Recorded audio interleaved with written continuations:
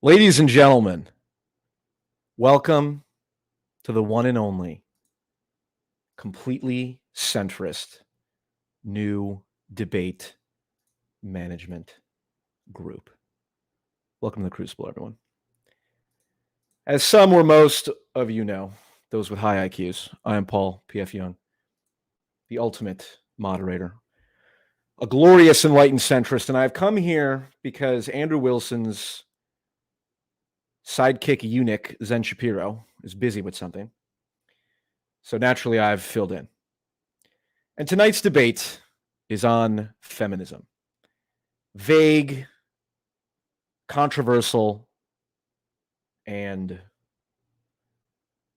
feminine. The three best qualities of any debate. Now, Andrew asked me to kill a few minutes. I'm at the beginning, so chat can fill up. Now, one of the things I do for my colleague, Andrew, is I allow the audience to donate super chats and fund this backwards 2-bit operation, of which Zen Shapiro is allegedly the brains of, according to our last exchange. So anyone who's interested, by all means, throw some super chats in, read, or I'll read well, I guess I have to read all of them. So if you pay money, it's worth it. And I'll have you know that Andrew doesn't pay me shit. And that's fine. I don't pay my moderators shit or anything. So what goes around comes around. So that's all really I have to say. I should probably pull up the Crucible chat. I don't even know if... Oh, here we go. All right, let's see. FYI, this is how I do things. I don't want to get involved in anyone's drama, okay? So this debate, I'm going to let it go where it needs to go. And if these man children can't handle themselves, then I'll step in. But otherwise, like all important issues, as a centrist, I'd like to just ride in the middle and hopefully no one takes any issue with me. Because that's really my goal in life, is to just simply blend into the herd and do absolutely nothing of any significance. Hence why I'm here on a Saturday night, on a holiday weekend. So that'll be fun. Let's see here. PF, you are killing these minutes. Thanks, Bonsai. I appreciate it. Definitely killing the minutes. Amen. Killing for sure. So yeah, we'll kill a few more minutes here. And I told Andrew, I said, Andrew, the last time that I moderated your debate, Zen Shapiro and his lackeys got quite upset with me. And then he said, I don't give a fuck. Come and do it. And so I obliged. Because at the end of the day, the most important thing in this world is respect. The world runs on respect. And if we cannot respect those who we feel their moderating skills are subpar, then who can we respect? Why would I ever show up on a Crucible debate with Zen Shapiro if I did not respect his superior moderating? Anyway, we got about 30 seconds until I say the magic words. Let the show begin. If anyone has any super chats so far, do I have to be in the regular YouTube chat to see these, or can I just see these in the regular comments? Neurojack. What's up, PF? What's up, Neurojack? Neurojack, among the most sane of the Crucible audience. And let's be real, 90% of the Crucible audience is great. It's just the mosh pit chat that could use a little more Jordan Peterson in their lives. But anyway, Andrew, let's start the show.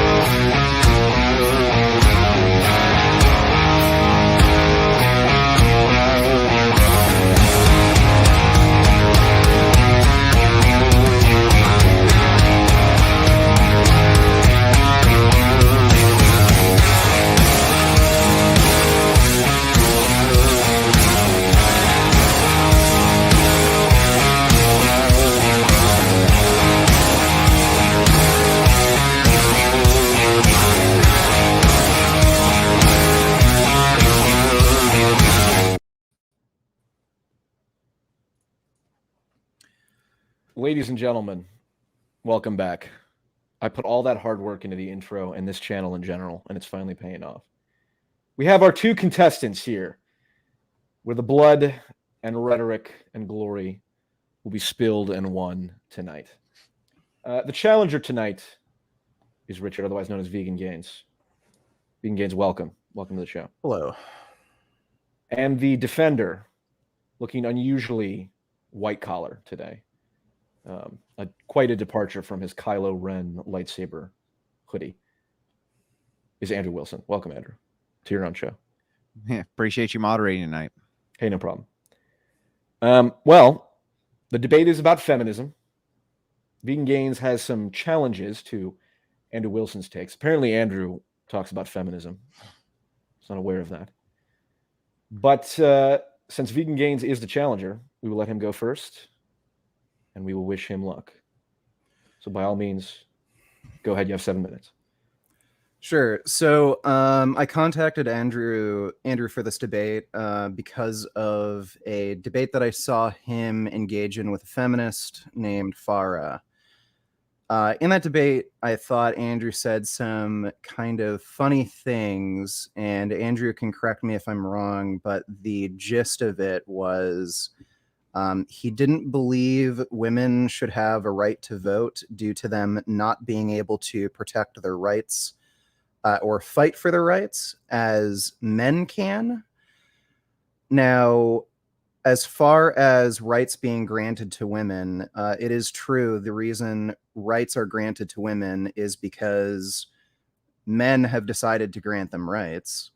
It's also true that society at large has decided to grant gay people rights, trans people rights, black people rights, gingers rights, disabled people rights. Rights are dependent on them being granted.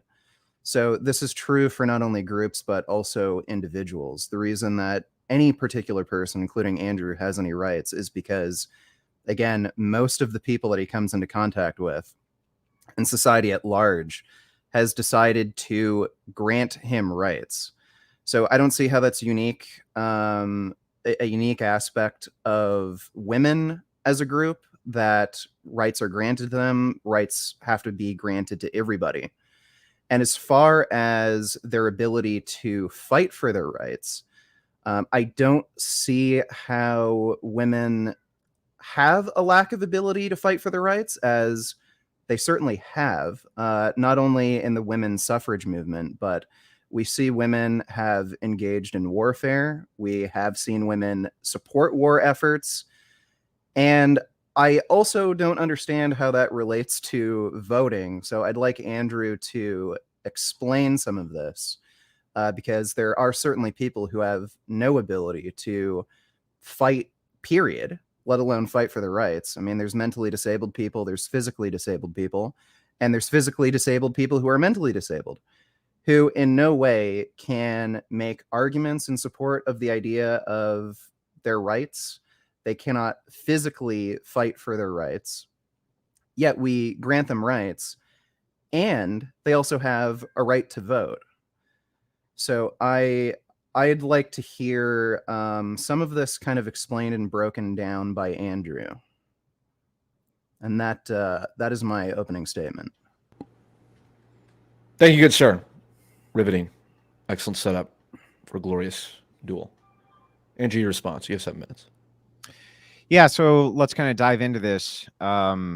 First, you say that you believe a woman having a right to vote based on, you said something along the lines of, I don't understand how it is that a woman doesn't have the right to vote just because a man hasn't allowed her to have that right to vote, which to me seems kind of absurd, because you then went on to say, yes, it's true that men grant women rights. Now, I think you were trying to make the statement that you think society, but right, which is everybody and nobody and anybody and somebody, grants rights to everybody. But this would actually be inaccurate. So the first thing that you said is society at large has granted the X factor's rights. So the X factor would be basically everybody that's not a dominant man, right? It'd be gays as a marginalized group, black as a marginalized group, things like this. But that's also not true. Men granted them rights. That was men who granted them rights, and men can take those rights away from those groups whenever they so choose. And they do all the time. They've done it all over the world. They've taken rights away from gays, and there's nothing gays can do about it. They take rights away from women. There's nothing women can do about it. They take rights away from people all the time as a dominant social group.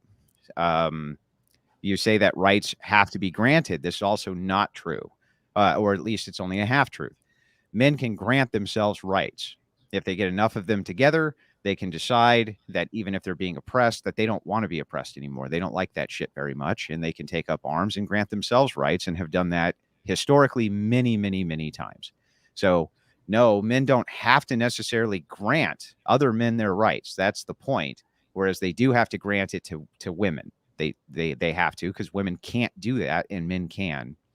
The women's suffrage movement, which you brought up, that was not women fighting for their rights. That was women whining for their rights. There was no fight anywhere. Where was the fight?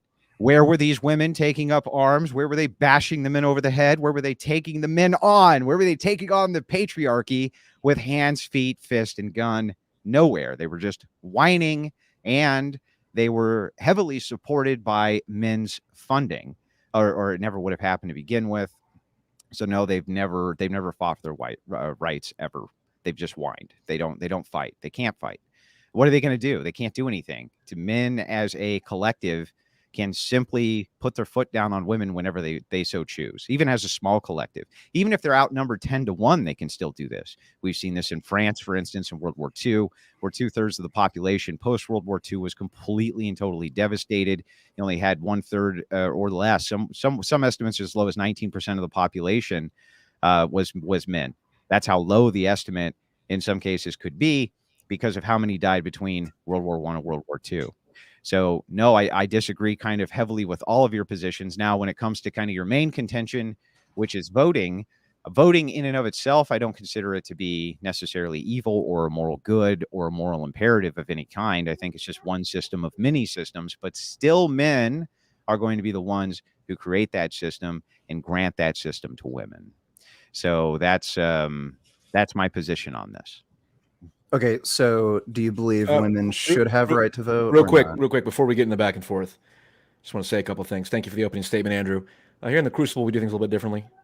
I, as the moderator, will not be getting involved. And just officially, for the FBI agent and agent of Mossad watching, I do not endorse anyone's perspective on here. I am merely moderating for the sake of discussion. We'll go for an hour and a half, back and forth, and then we'll take questions and super chats. I will not be reading the super chats until the Q&A. But until then, good luck, guys. All right. Go ahead, man. What was your question? Yeah, so do you believe women should have a right to vote or not? If men grant it to them. I mean, I don't think that women, I don't think that men ought to do horrible or evil things to women. I don't think that they ought to do that. But I also think that they're in a particularly unique situation due to the fact that they make society run, and they're the operators which make society run, where that's going to be uniquely their decision to make. Okay, but the basis for whether or not you think women should have a right to vote is whether or not men decide to give them a right to vote. Yeah, that's correct. Okay, so say if men had an interest in the political system to vote for, say, repealing women's rights. Yeah. You don't think women should have any sort of political power in a system where they can also vote and influence political change for their own benefit? Well, it's more correct to say that they wouldn't. And it's not a matter of what I would ought. It's just a matter of they could not. So whether I would ought it to be true or not ought it to be true, what descriptively is true is that they can't. They can't stop men from taking away their rights. They just can't do it. They have right, but you did say that you're against the idea of doing horrible things to women, right? So like, yeah, and men. In theory, you'd be against something like spousal grape. I mean, it depends on how that's defined, but I mean, in general, any type of grape I would be against. Yeah. Well, like strangling somebody, forcing yourself upon them, you'd be against something like that, right? Yeah. Okay, well, I believe still to this day, there's a few states that don't actually recognize spousal rape. So, Mm-hmm. right. So women would be and so men, if they wanted to, could go into those states with guns, and they could say, "You're going to change this fucking law," right? But women can't. Vegan gains, they can't do that. That's well, the they can. distinction. No, they can't. They can. lose. So they can. No, they can't. Can you name a single time in history where they Yeah. have? Go ahead. Yeah, so the women's suffrage movement, in France in particular, women actually grabbed pole arms. So not just pitchforks, but also they got things like halberds and spears, and they actually marched and demanded a right to vote. Bombs and what is it? Fires were also set on businesses during the women's suffrage movement. How Not just in how Europe, many but men also did in the women United kill States. for their rights in France? Well, I don't know how that matters because really, ultimately, Because when if it the men comes in France to said, "No, fucking put your poles down, you stupid bitches, or else we're going to smack the shit out of you," they couldn't do anything, Richard. well, not okay. So not every right that's fought for requires like extreme physical violence. Yeah, Like it I mean, like does. an It entire always world requires war. No, it force. doesn't. Yeah. Well, how do you back up rights without force, Richard? Tell me. Well, I'm saying not every right that is being granted has required a world war. So you don't. First of all, I think depending. I'm trying to figure out what you mean, but I think it has. I think every No. single right you have requires force. I can't think of a right that doesn't require force to be enforced. Can you? Well, to be enforced, yes, but I'm saying to be granted, no. Yeah, to be So, granted, so because, and I'll tell you why that has to be true. Because if you grant a right to a person, what actually gives them the right if there's no force? So okay, how well, could they there. keep the right if there's no force allowing them to keep the right? In other words, if I say, no, wife, you don't have any fucking rights. She can call men and they can come arrest my ass using force. So force is the mechanism for rights. So you have a right to free speech, like the First Amendment. How many times have you seen police interactions where police officers violate First Amendment rights? So somebody's protesting, they say you can't have that sign here, they get arrested. Well, how does this play out? This plays out in court. I don't think there's ever been a situation where I don't know, like it there like there's a shootout over whether or not somebody can hold a sign up There between has like a cop and other cops. okay. Well, there has been, except I can give you a perfect distinction, which is the Civil War and the Revolutionary War. These are distinctions where people said, no, we're not going to, pay maybe your tax or your tariff, or we don't want this type of compelled speech, or we don't want to be oppressed in our speech in these ways. Various factors came into all sorts of small micro revolutions. In fact, another example that I can give you, I believe that it was called the Battle of Athens, which happened inside of America. That this was an American city. And the police magistrate was so corrupt that men went home and got their guns and went back to town and literally overthrew the local magistrate and put in their own government. So in other words, when they felt oppressed, they could just go do something about it. I would like to see an example of that by women anywhere in history ever. Okay, so I don't know of any again, aside from like women's suffrage where women did actually in fact take up arms, at least in Europe.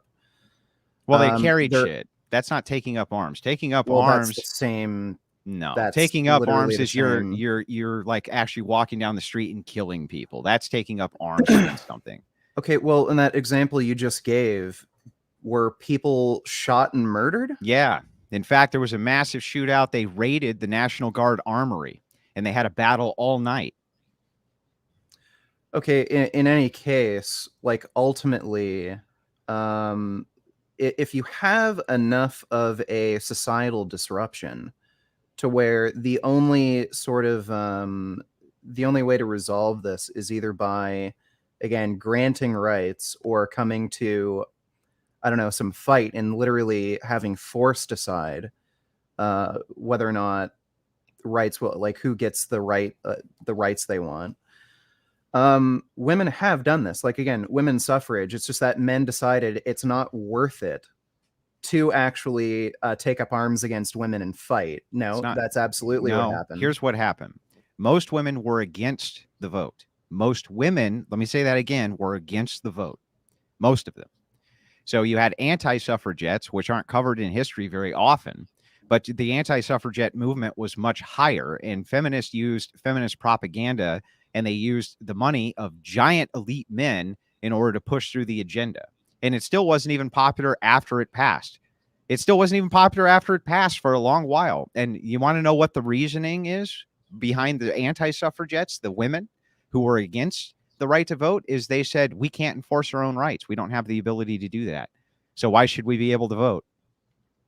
Why would we be able to vote? We can't enforce it. Men have to enforce it for us. When you say that, like, what do you mean by women cannot enforce their own rights? Like, it means that as a small monolith of any size, virtually any size, there could be like some maybe extreme examples, but if you have, let's just say 10% of the men of a population who decide that they're not going to follow or obey a law, or they're going to oppress women, or they're going to do whatever the fuck they want, there's really not very much that can be done about it by anybody except men. So men are going to be the people who push force, and therefore they're the ones who are the grantor of rights, either to themselves or to women or to anybody. So you could take the same tone in slavery. You could say that men granted men rights, men fought for their right to not be slaves. All of this would be true, but women play very little in the way of a role of that because they just physically can't. What do you mean physically can't? Like, women can pick up a gun and shoot. So what do you mean physically can't? Yeah, but have you seen what happens in the statistics when you take female soldiers and you apply the statistical or the standard, the application standard for just regular basic training, and have women go through it? They have to give them entirely different standards because their upper body strength is so slight. Their lower body strength can't handle it. They have completely different standards, which is why to this day, I don't believe there's even been a single woman who has gotten through actual SEAL team training. Not a single one. And this is the difference between men and women. Now, you operate under physique. You know this is true. You know that you're ginormously strong in comparison to women. Just the amount of weapons that you could wield would be superior to what a woman could. I've seen, so I don't know if the Army's done their own research. I've seen the research on Marines. The Marine Corps did a study comparing female and male, soldiers. Mm-hmm. Yeah, women are less physically capable, so they can't carry as much equipment. I think it's like a difference of like 30 pounds or something like that of total equipment they can carry. They're also more likely to get injured, this and that. But like, again, there are like within group differences where you can find exceptionally physically fit women and exceptionally like inadequate men. So you do in these like stats see women who are outpacing some men. I don't like dispute that. Like I've known dudes who are like 5'5". There are exceptionally strong women, and there are exceptionally weak but men. Like at the end of the day, the Marine Corps did determine that it is suitable, especially in cases where like certain combat roles can't be filled because we have a huge obesity problem. Mm-hmm. Like the amount of eligible recruits is really narrow, and especially in a situation where you're not going to have forced conscription, it's going to be very difficult to fill all the necessary combat roles. True, but their preference would be that men filled those roles and not women. Well, that would be the preference, but it'd also be the preference. But why would it be the preference? Like, again, well, Why would it's it be the also a preference, Richard? Well, Why? wait. Well, let me finish. It would also be a preference to have women fill these roles as opposed to obese men. Yeah, So, that's true. so do you think fat people shouldn't have a right There's to plenty vote of on the fat basis women, that but they there's can't plenty of join the there's plenty military? of fat women too. Like Well, I mean, in equal numbers. There are. So should, like, they're the only fat reason they're people not have the drawing. right to vote? The only reason they're drawing from women is because there's not enough men. That's it. And the Well, other thing is that the preference here is always going to be for men. Why, Richard? Why is it always going to be for men over women when it comes to the men on military? average are more physically fit. Right. and, like, Because fighting isn't just about picking up a gun. Fighting is also about living in trenches. It's about having very little to eat. It's about being physically strong enough to endure the elements. It's about a lot more than just, oh, I picked up a gun and now I could go fight for my rights. That's not how it fucking goes. Yeah, well, again, like, you're kind of glossing over this. There are requirements for the military. Like, you can't just be like a fat retard and end up, joining the military. There are certain physical and mental standards. And at the moment, there are so few men that meet those physical and mental requirements that we're now recruiting massive amounts of women more than ever before to fill combat roles. Yeah, but there's still very so, few like, I women don't who even can meet those understand. requirements. There's still Like, very few women who can meet those requirements, even with all these fat men around. So it's Yeah, still so- always going to be unequally yoked to the point of extremity, unless you can demonstrate that men or that women, even going up against unhealthy men when they're at their fittest, are going to prevail, because most of the time, even then, they're not going to. So even if a woman who's 5'5" and jacked goes up against a 6'2" fat dude, I'm still putting my money on the 6'2" fat dude, and so are you. You are too. Tell me you're not. Tell me you're not, dude. But for the most part, on average, you would, right? Like, again, that depends. I've seen MMA fights where like a man goes up against a woman, but the woman is about the same size. Yeah, come on, these people aren't and is trained in MMA, dude. experienced, but These people aren't. Most people are not trained in hand-to-hand regardless. combat and years of training in MMA. That's ridiculous. The average woman who would have to fight for her rights against a monolith of men, even if they were big fat men, okay, big fatty fatzos. Women are 5'5", 5'6", 5'7". You're telling me you think that physically they're going to do better against men? Right, but the point that you're glossing over is that there's many men who are completely inequipped or inadequate to either fight in the military or even fight for their rights. There's just as many women. So again, you still have I don't the understand equalization. You still have the equalization. I don't understand why you're looking at this from a group level and not, to some extent at least, at an individual level. Like, should people who are that would be the worst way? That would be the worst way to look at it. Why? Because an individual, no individual can enforce their rights for the most part. They can only do it on a small scale, maybe against other individuals. But it takes a collective, or at least a small group, to be able to enforce the rights for themselves and the people who are around them. Individuals themselves, they have a hard time enforcing their individual rights. In other words, it's essentially impossible to do. So if there was one woman who said, I want the right to vote, and nobody else wanted her to have the right to vote, you would agree with me immediately. She ain't getting the fucking right to vote, right? Sure. So, I mean, that's just it. But if you have, so we would have to look at this as collective. Same thing with men. If one man wants the right to vote, he ain't getting it. But if you have 100 million men who want the right to vote, they're fucking getting it. Okay, so is this purely a descriptive claim you're making, or are you also making this a sort of a normative claim where it's almost like a might makes right? Like, because there is such an amount of power within a certain group, they should be able to either grant or taketh rights away. Right. No. So let me explain this. Might makes right is fundamentally, from my Christian worldview, untrue.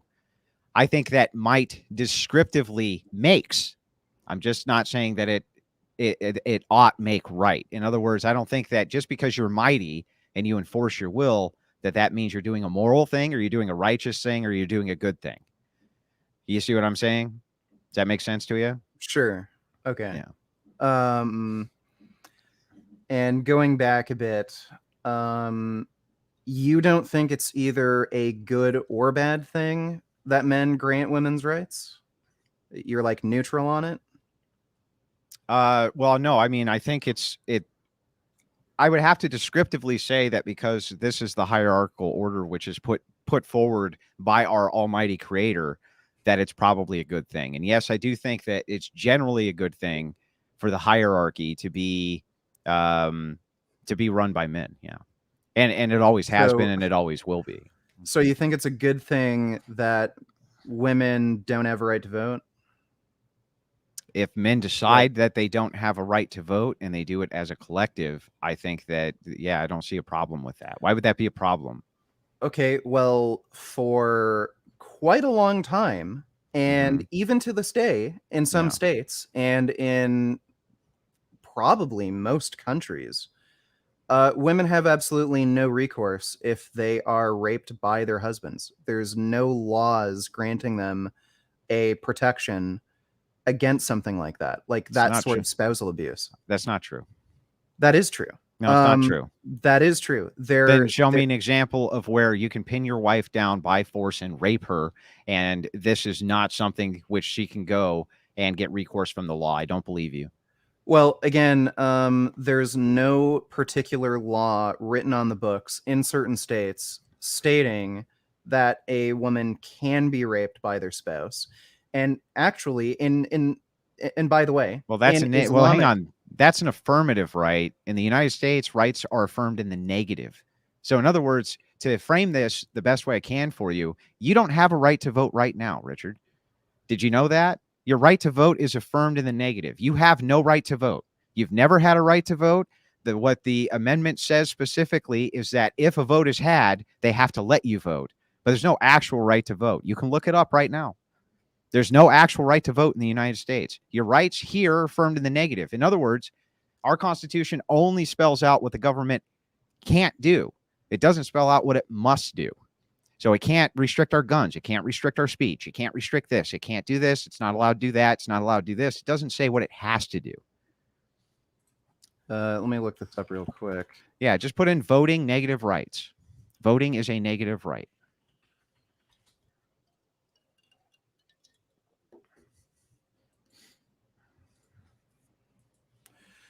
Only 2 states, Oregon and New Jersey, have abolished the marital exemption rule. The legal system of most countries exempt the husband from prosecution of the rape of his wife. This is from Office of Justice Programs. So that's an affirmative right. But so what? I need you to demonstrate for me that in all 50 states of the union, that if a woman goes to the police, and just don't use the R word, say grape. Sure. Okay. But if she goes to the police and says, I was raped by my husband, he pinned me down and forced me into a sexual intercourse, that she has no recourse. I don't believe that. Okay, well, for one thing, there are many women that you can find. You can put out a call on your Twitter, or whatever social media. It's anecdotal, and you don't believe them yourself, Richard, because I saw a video. I saw a video of you yourself make the claim that a woman had lied about getting raped. Women can lie. That's right. So you yourself don't believe all women. You don't believe all women, right? No, I believe people based on the strength of evidence of their claim. But I think that's fair. We don't even like, by the way, even if you fucking don't believe that there's been a single case of a woman getting raped by their husband and having no recourse. Not what I said. In the United, well, we can literally look at other countries who, on the books, like Islamic countries. Well, do you plan on invading those countries? An explicit right. Sorry? Are you planning on invading those countries? Okay, well, the point you made is that men have dominion over women, essentially. Yeah. Because we're the ones who grant the rights and can taketh away. So I can say it's immoral in those nations for those men, under my Christian worldview, to grape their wives, to force their wives to have sex with them. I think that that's morally abhorrent. Why would that be morally? If you can demonstrate it, because it would be against my religious values. It would be against my ethical system. So I would say that that's immoral. Well, but no, it wouldn't be. I can also make the descriptive claim that unless you plan on invading those nations to stop them, then you're basically agreeing with me that men have the dominion because there ain't shit you can do about it. And there ain't shit they can do about it. Well, Andrew, you wouldn't disagree with them because, again, you said men have dominion over women. If men have had the imperative to deny those rights to women, then that would be the right thing to do. It's not unlimited dominion. That's not what I said. That wasn't my claim. Well, you didn't say I claimed unlimited that. dominion. What did I claim specifically? That women should not be treated poorly. They should not be treated badly. They should not be abused. None of these things should happen. Dominion. The same way a consequence of not granting them those rights. Like it's not a consequence of that. You don't have to beat a woman because you can't vote. That's stupid. No, I'm saying that's a consequence of not being allowed power in the political system or the legal system. No, it's not. If women don't have a right to vote, if women don't, so men are just going to start raping and pillaging women because women don't have rights that men already gave them. Like men, who do you think men give them the rights to begin with? They're benevolent enough to give them the rights to begin with. Do you think that people who have mothers and they have daughters, men who have mothers and daughters, just walk around abusing women? No, yes. Bro, they don't do. No.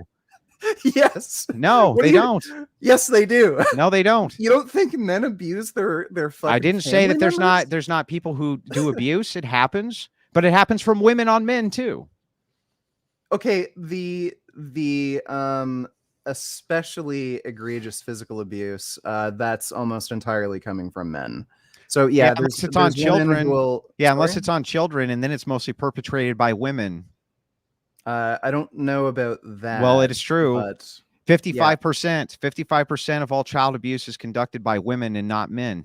Okay, that's interesting. But in any case, then that would also mean 45% of the abuse is coming from men. So you're admitting that this is commonplace. Like that doesn't mean it's commonplace.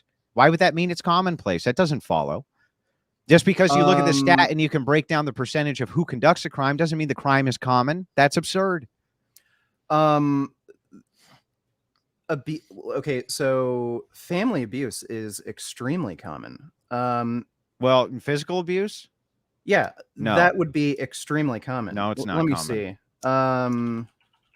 Percentage of children who experience physical abuse. I'll just but I want this defined as to what is considered physical abuse. So approximately 1 in 4 children experience child abuse or neglect in their lifetime. I want physical abuse. Yeah, of maltreated children, 18% are abused physically, 78% are neglected, 9% are abused sexually. So that is out of 25%. So if 18% of 25% are abused, you can do the quick math there. I think that's about 5% roughly. Okay, so that's still not a high number. Just so you know, that is a pretty high number. 5%. No, that would be 1 in 20. So these are people. 1 in 20 isn't high? I said physical abuse. Whatever. I don't know what these other things mean. I don't know what neglect is. How do they define neglect? Explained. I didn't. I mentioned physical abuse specifically. It'd be roughly 5%. Right. 1 in 20 is low to you. Well, I don't believe it's 1 in 20. You haven't defined the terms of what constitutes abuse. Well, I mentioned physical abuse specifically. Yeah, but I don't know what that means. What is considered physical abuse by these people? That would be physical. Hitting, slapping. Yeah, but hitting's not physical abuse. How is hitting not physical abuse? There may be times where you need to make a correction, especially with a child, which is an important correction in order to spare them additional pain that they would not ordinarily have. Like, for instance, don't put your finger in the light socket, Johnny, and you smack Johnny's hands so that he remembers not to put his finger in the light socket. What's that? That's not physical abuse. So, of course not. Shoving. So if I were to shove somebody out of the way, like if they're going to be hit by a car, like that would be an analogous example. Right. So I believe that spanking, which is often introduced as a prism of abuse inside of these studies, is not abuse. It is. It's not. It's provably it's correction. Using corporal punishment against a child has been proven to be bad in every conceivable way. Yeah, by people who have no children. What do I care what they say? Yeah, okay. yeah. Sorry. You're relying on your own personal anecdote? Well, I hit my kids and they turned out good. You're relying on your own versus personal research. anecdote. The only thing you're saying it's that, not. which is, what's the proof that Sorry. people's opinions are that if you spank a child, that the correction doesn't work? Okay, sorry. Do you think prospective cohorts are less reliable than your own personal anecdotal experience? It's not just my personal anecdotal experience. People have been using the cane on children since the time before time forgot. This is insane. So It's again, not insane. There's nothing yes, wrong it with is. spanking. Yes, there is. And No, there's not. provably, according to prospective cohorts, children who get spanked or caned or any sort of corporal punishment is used as like a Send me the study. Sure, like any sort of corporal punishment that's used against children. Okay. And so here's the research that shows that smacked kids do better in life. And I'll send that over to you. A study has found that kids smacked until about the age 6 turn out better. Not only do they tend to do better at school, but they also likely do well for themselves later in life as compared to the kids who've never been spanked by their parents. Yeah, that's hard for me to believe, but More Harm Than Good, Summary of Scientific Research on the Intended and Unintended Effects of Corporal Punishment in Children. I don't know if you want me to send you that, but it's by the way, it's a troll study. I'm joking. Okay, sure, but in any case, if you look at the aggregate research, children who receive corporal punishment as a means of correcting behavior, so smacking, spanking, caning, whipping, belts, they do poorer in pretty much every metric. They're less likely to complete school. They're more likely to be depressed. As far as relationships in the future, they're less likely to have long-term meaningful relationships. They're more likely to be. Let's assume for a second I make a concession for all of this, that spanking children is by far the absolute worst way that you can correct children. What does that have to do with the fact that men grant women rights? Well, we went off course a little bit, but you were basically saying that on the basis that men grant women rights, you were assuming that men are in general benevolent. Yes, I assume that men in general are benevolent. And well, if they're you certainly make not. Really, so you think if we make a law tomorrow that says that murder is legal, while I would concede that murder will increase, are you just assuming that men are just going to start murdering with wild abandon? They have no self-control. They have no virtue. They have no nothing. Would you start murdering people, Richard? No one. Well, yeah, I probably would actually. Yeah, you probably would. So maybe maybe the reason you think the way that you do is because of the way that you are. Well, no. So no one is entirely benevolent. There are people who do mostly good, but do some bad things. And I think if you were able to peer into people's personal lives, people that you thought were really nice, may not treat their families or their wives or spouse with as much respect as you'd appreciate. So I'm digging into this, by the way. In the living situation with the highest odds of significant abuse is when children live with their mother and her male partner who's not the biological father. Right. Okay. So biological fathers aren't running around probably very often abusing their children. That's not the case in point here. When you start to dig into this, it turns out that women seem to be the problem here more than the men. Once again, no, you just admitted it's the men committing it. No, I didn't. In fact, I told you the child abuse rates for women are higher than men. You literally just showed me a statistic where men are the perpetrators. I didn't say that men were the perpetrators. I said the highest likelihood of abuse is when the biological father's not present in the home. Yes, and when the woman has a male partner. So that doesn't mean the male partner is that doesn't mean the male partner is perpetuating the abuse if 55% of it's committed by the women, Richard. Okay, well that's a separate statistic. You're just conflating the different sources. The conflation would be by you. That would be by you. Conflating the different sources. That would be you who is conflating. You just told me. I never told you that the cause of the abuse is by the man. You made that up. You made it up. So you're conflating. I didn't conflate anything. okay, in any case, I think we can agree that there is a significant enough rate of abuse against women and children perpetrated by men where you may want to include these people in the legal and political system. Why? Where, because okay, well, if men are like going to have complete dominion and you have a society where, like, again, women do not have little to no recourse when it comes to them getting abused, them getting raped, They do have children getting recourse. abused. Whoa. That's two Sorry. different things. What do you mean they have no recourse? They can go to men and they can get recourse, which is what they do right now.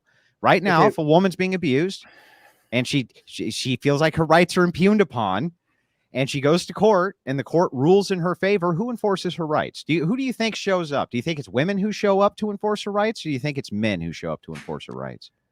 This is, well, there are women who are police officers. So I don't know what the exceptions to the rules. I don't know how that's an exception. There are female police Yes, officers. there are female. Like, there's even female loggers, but there, you know how many there are? It's less than 1%, I believe. I don't know why that matters. There are women who are responsible for enforcing because men are responsible for the building of all infrastructure. They're responsible for the building of how society runs. They keep the electrical grid up. They keep the entire system in place. Not only is that one function of the enforcement of rights, but also they are the ones who are going to end up physically enforcing it. They're going to physically enforce the rights for women, which is what they do now. You don't see a potential issue where, if you have a society where men are generally indifferent to, I don't know, the plight or suffering of women, where, oh, you got raped by your husband? Sure you did, toots. Okay, I'll write down a report. Like, you don't see an issue where, of course, society... I do. That would be an immoral and non-virtuous society. However, well, certainly this would have to do. This has nothing to do with whether or not the women are involved in the political system, but how virtuous the men are. How virtuous the men are. Why? It absolutely does. Why? We don't have to listen to them now, Richard. We could just take rights away from women tomorrow, couldn't we? You don't think if women had a right to vote, they could vote in, say, police chiefs? Their right to vote only exists because we give it to them. I don't care. That's the point. Like, if women have a right to vote, you don't think they'd have power to elect in? They don't have their powers. It's a faux power. They don't have real power. Can you stop cutting me off? You don't think if women had a right to vote, there would be a greater likelihood of, say, police chiefs, mayors, politicians, officials that are more sympathetic to their problems? Why would they be more sympathetic to their problems just because they could vote? Well, I'm saying, if women could vote, they could elect in officials that would be more sympathetic to their problems. And because women make up 50% of the population, that would be a big motivator for certain politicians to actually be sympathetic. As long as men allow them to vote, sure. Yes, but what I'm pointing out is you're probably going to see lower instances of certain people in society getting mistreated, abused, not being considered, if women have a right to vote. No, well, that I dispute. Why would you see more abuse in society just based on the vote? How much abuse do you think that there was pre-women voting? I don't understand. A lot. Why do you think that there was show me, prove, demonstrate that there was significantly more abuse before women could vote? Okay, sure. Let me see.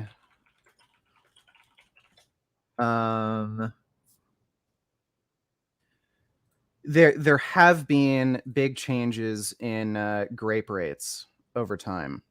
Let me see. So that's not what I'm asking you for. I'm asking you to demonstrate for me that men, before women could vote in the United States, were just running around abusing fucking women. That's absurd. Why would they do that? I don't know what you mean by that, but there have been reductions in spousal abuse, incling that's because less people are getting married. No. Yeah. No. This is rates per capita. And yeah, I understand, but even if it's per capita, if you lessen the pool, you're still going to have less. No, Yeah, that's not how that works. it is how it works. No, that's not how that works. Yeah, it is how it works. That's not how that works. Okay, so let me ask you a The question. population, If if you you're only looking have a at the pool, same hang on. population, If you only have a pool of 5 people who are going to get married, okay, there are 5 groups, and you go ahead and you take that group. Do you think that the per capita ratio of those 5 people is going to be the same as if you did 100 million? Do you think it's going to be the same across the board? If all else is equal, then yes. All else is never equal. Come on, dude. You could have a situation where you have such a small sample size that okay, if you only have one couple versus 100 million, you're not going to see a meaningfully well, when do you think statistics started for spousal abuse? I'm not sure, but yeah. Well, the thing is that I don't think in the 1700s there was rampant abuse of women, and I don't think in the 1800s there was rampant abuse of women. I don't know where you came up with the idea that there was. Well, I don't know how you could figure that. Like, again, give me some evidence to the contrary. Well, what's the figure? Like 1 in 5 women in their lifetime will likely be a victim of a sexual assault of some kind. Well, Like, they'll say that anyway. Okay, well, we could say they're all liars, right? I'm not saying they're all liars. I'm just saying right. that this is all based on self-reported data. Well, okay. Well, this isn't just based on self-reporting. This is also the 1 in 4 would be based on self-reporting. If you were just going to use police stats, it's nowhere near that high. Well, if you're looking purely based on like FBI statistics, I think that does correlate with the 1 in 5 figure. Show me lifetime 1 in 5. Show me figure. That the FBI statistics show that 1 in 5 women report that they've been sexually assaulted. That's bullshit. Well, you also have to take into account relatively small proportion of these attacks are actually reported. So if you're only going to then how do they know about them if they're not reported? Again, they use other methods of research to. You mean like we're getting them to report? How could they possibly know it without them being reported? Can you explain that to me? Again, these aren't like, you don't have to have perfectly 100% accurate stats. If I think this is for all crimes, by the way. About 20% of like burglaries are reported. Roughly like 20% of homicides are reported. Like, this is for all crime. So, so you're just making estimates? No, it's not just an estimate. Well, how is it not just an estimate? What I'm pointing out is these sorts of crimes are very common. They're common enough where you may want to include 50% of the population as part of the legal and political system, so that they could perhaps influence changes that benefit themselves or society as a whole. They're just all you're doing is adding an extra step. Well, they're just petitioning patriarchal men again for their rights, regardless of if they can vote or not. Here's why. If men collectively decide tomorrow that women can't vote, they can't. But if women decide tomorrow collectively that men can't vote, we can. That's the difference. It's very simple. Okay, there's nothing they can do about it. And we can do whatever we want because that's just the way it's set up, bro. Right. That's why Nazi Germany happened. That's not why would that be a Nazi principle? Almost every nation on planet Earth, which are not Nazis, had to use this principle, bro. This isn't a principle. I don't. It is a. First of all, hang on. What do you mean it's not a principle? You claimed this was just a purely descriptive observation you're making. So if it's I didn't claim that. Normative claim. I did claim a descriptor, but I also gave you an ought. My ought was due to Christian virtues, Christian virtue ethics. I don't believe that women should ever be abused by men. I also believe that men have a responsibility, a duty to step in and stop any type of abuse which is happening. I believe that divorce for the cases of abuse is just fine. And so does the church that I belong to, the Orthodox Church. They believe that that's true. Okay. The only time that we would step in, and it would be for like when people say irreconcilable differences, like we just don't like each other's faces, then we would probably try to step in and say something along the it's lines of, interesting you mention that you belong to a patriarchal system that's known for rampant sexual abuse. no, that would be the Within the Catholic Catholic Church. Church? Oh, you're not Catholic? Yeah, I'm Okay, sorry. Orthodox. Yeah. Okay. I agree with you on the Catholic Church. However, it's not any more rampant than it is in the public school system, Richard. I'm not sure about that, but It's if not. it was, You know yeah, why? but Do you know why that is? It's because why? predators go where the children are. Makes sense. Well, sure. I'd like to see the statistics. I'm not so sure if that is the case. I'd be very surprised, in fact. Well, no. I mean, it is the case for sure. And you know, you can just kind of pull it in. There's very few Catholics inside the United States. Of course, you have this massive pool of kids who go to public school. It's an all-you-can-eat buffet for a sexual predator, and sexual predators go where the victims are. So that's why public school sexual abuse is so rampant. I don't know if it's as high as in the Catholic Church, but I do know of some pretty crazy cases. I think there was an entire school faculty in Los Angeles that had to be replaced because every single member was found to be involved in some predator ring. Yeah, that doesn't surprise me. I'm not a Catholic. But this aside, let me be very specific here with what I'm saying. I'm saying that men are the grantors of all rights to women, and that necessarily is always going to be true. Always, everywhere. And it is right now, and they can take them away whenever they want, and women have basically zero recourse except to reapply to men to get those rights again. Right. Well, even if we were to accept that as true, the point I'm making is there is do you accept it as true? Sorry? Do you accept it as true? I don't know if I entirely agree with that. To some extent, I agree, but I don't entirely agree with it. But well, which part do you disagree with of that descriptor? There's a level of truth to it, but there's a level of distruth. Like, women do have an ability to fight for their rights. Like, you will see, like, I mean, look at some of the protests that are happening in Europe and Ukraine and Russia. Oh yeah, all those women who are in the street blowing shit up. Come on, man. No, well, there's not. It's all men for the most part. I would say like 98% is men over there blowing shit up. Come on, 80%. Dude. We could go with 80%, but it's again, overwhelmingly men.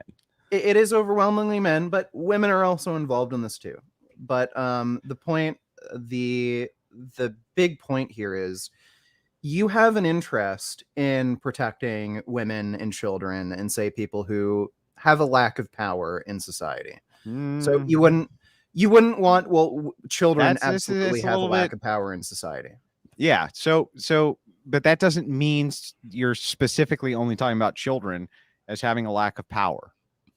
Well, they're like disabled people. I'm sure you don't want them to get mistreated or abused. Like, yeah, that's correct. I think that men have a virtuous duty to not do that. Yeah.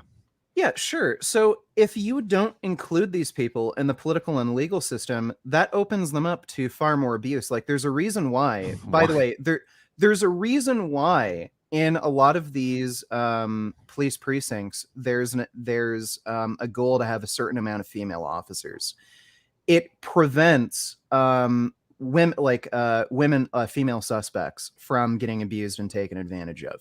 It sure doesn't prevent those female officers from getting their asses kicked by male suspects very much, does it? Well, again, you can arrange duties in a way that's beneficial for everybody. Right. So what you have to do is you have to give them lighter duties, because if they run into men, they can't fucking deal with it nearly as well. And men are far better equipped to be cops. Just admit that that's true. That is true. Of course. And they're better equipped to be soldiers. They're better equipped for violence. They're better equipped. Wait. That's an interesting point you make. Yes, men are more well equipped to commit violence, and they're also much more sexually motivated. The chances of a male officer sexually abusing a female suspect are much greater than a female officer sexually abusing a suspect. Yeah, I can see that that's true, but I think it's beside the point. A cop's job is to enforce law, and it's going to be necessary that you have males do that. If you had a female police force, it'd be a joke. But if you had an all-male police force, it wouldn't be. Well, again, it's clearly in the best interest of everybody to have a certain amount of female officers at least performing certain duties. Well, okay, Fair enough. Go ahead. I'm sorry. I don't mean Like, to cut you off. I'm not saying women should do absolutely everything that a male officer does. I think there are certain situations where you have very dangerous suspects where you would require a larger, more intimidating man. Sure.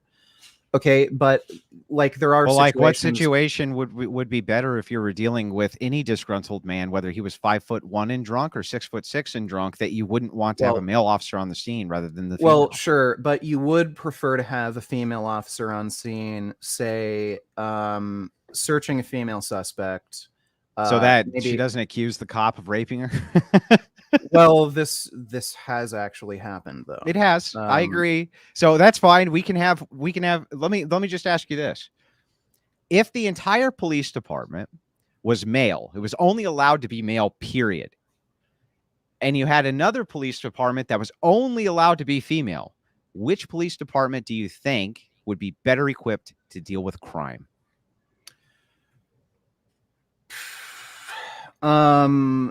Violent crime, men would be All crime. better.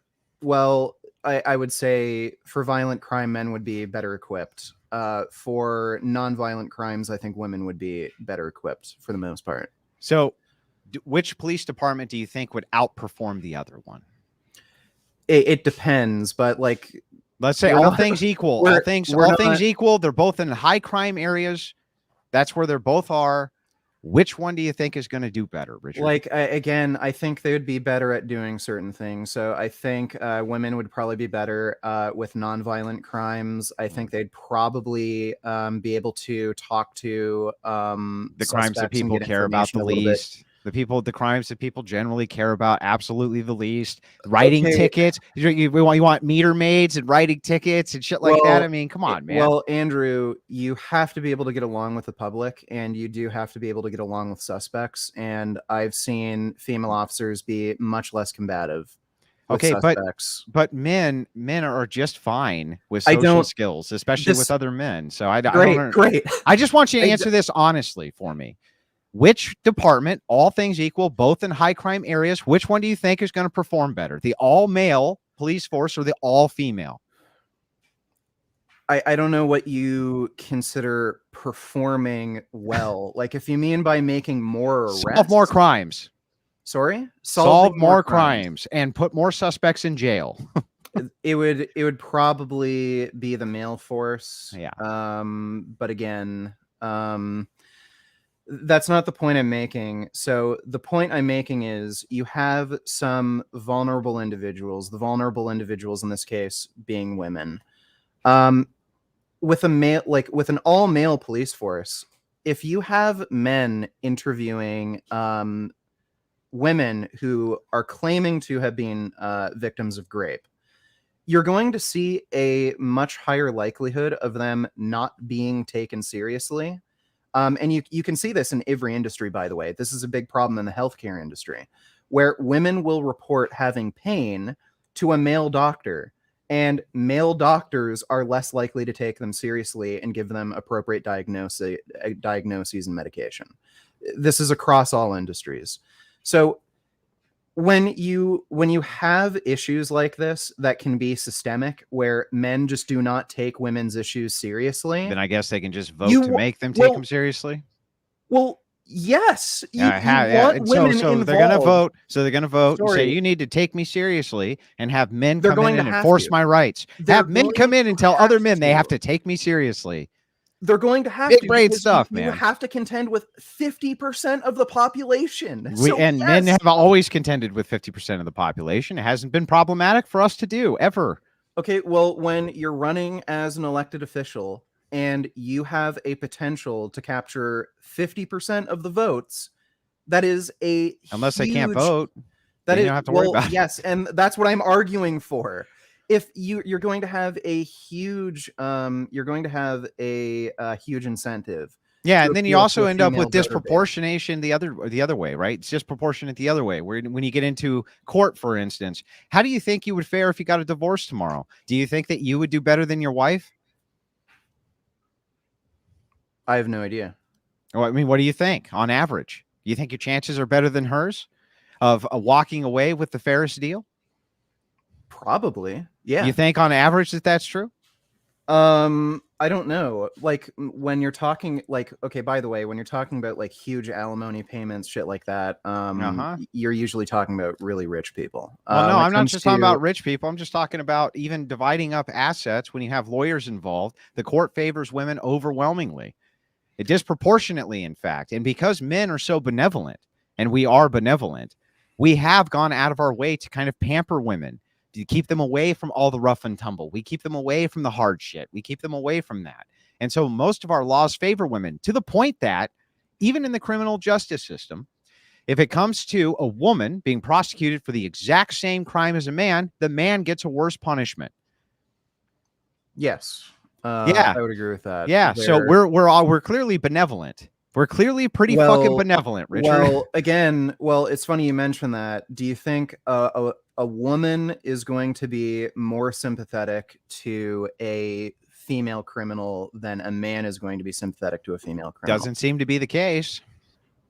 Well, I would imagine a female judge is going to be less sympathetic to a female criminal. You can imagine that all you want, but it's not demonstrated in our courts. I don't know if it is. I'd have to look up some of the research on that, but I will agree with you. Female criminals are treated better in the criminal justice system. They do get lower sentencing, even though they're at the complete mercy of the patriarchy. Well, yes, but that means the patriarchy. That's pretty compelling evidence. The patriarchy is pretty fucking benevolent towards women, Richard. Well, in that case, in that particular case, what cases aren't they? They don't log. They don't put up the electrical grid. They don't do the infrastructure. They don't do the auto mechanics. They don't work in the medical fields other than as nurses, but they don't invent most of the technology for that. At what point are you going to look at this and be like, look, men are pretty fucking benevolent? Doctors. No, that's not what I said. I said the invention of the equipment in the medical field. Almost all men, almost all engineers for applied science are men. Almost all loggers are men. Your roads are constructed by men. Your infrastructure is constructed by men. Your buildings are constructed by men. Women have very little to do with any of this at all. And they seem to be really fucking benevolent about the fact that they do all of that horrific, brutal fucking work and still give women less punishment for the same crime that men have, because nobody gives a shit about men, including men. Give me a second.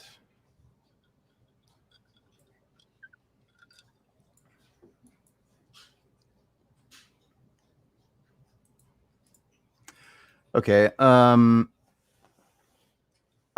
would agree that, yeah, men do most of the like hard physical labor. They work more. No, that's true. Not just hard physical labor, right?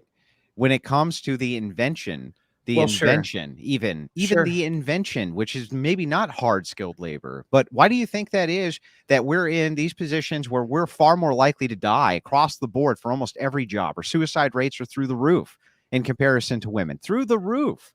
Well, women are more likely to experience depression and attempt suicide. Men are more likely to actually complete it and be successful. We're just better at it. You think it's just because men are better at it? We're just better at everything, bro. Come on, we're just better at shit. Well, we are better at committing suicide, right? Because we're better at everything. Well, men are more likely to use a gun. Women are more likely to use non-violent means to commit suicide. But it's because, do you know why that is? It's because most women don't know how to use a fucking gun. No, it's because women prefer less violent means of suicide. But anyway, the point I'm making is, if you allow like 50% of the population to be involved in the political system, you're going to see a benefit for that portion of the population. Like, there's a reason why we want representation in our democratic system. So like there are female specific problems that I don't think a lot of men either understand or care about. What? I don't know. Okay, like women have their own sorts of priorities, interests. Like childcare, I'm sure, is a big one. Men don't understand the interest in childcare. Like, how dumb do you think men might not have as much of an interest? Well, I gotta ask you this: How stupid do you think men, who you just conceded, create the entire infrastructure for which women live in, but yet somehow we don't have the capacity to understand that there could be specific women's issues that need to be addressed by us? Because it seems like we know that just fine. And we seem to be very benevolent when we even hand out judgment towards women. We almost seem to infantilize them or infantilize them. Sorry, infantilize them, right? We treat them like almost babies. Like if you beat up a man and a man beats up a man and they do the same amount of damage, the woman just kind of walks. And the dude, he gets put in fucking prison. Okay, if we're going to just say they shouldn't have any sort of political say because we understand them well enough anyway, like, is that an argument for a monarchy? No, like a no. monarchy would understand the needs of the population. It's actually a straw man. My argument is that they only have a say anyway because we give them one. Yes. They only can vote anyway because we give them one. So it's always an appeal to men, no matter what. Okay, I'll agree to that. I don't care. There's nothing more to discuss. The point is, this would still be in your interest if you care about protecting women and women's issues.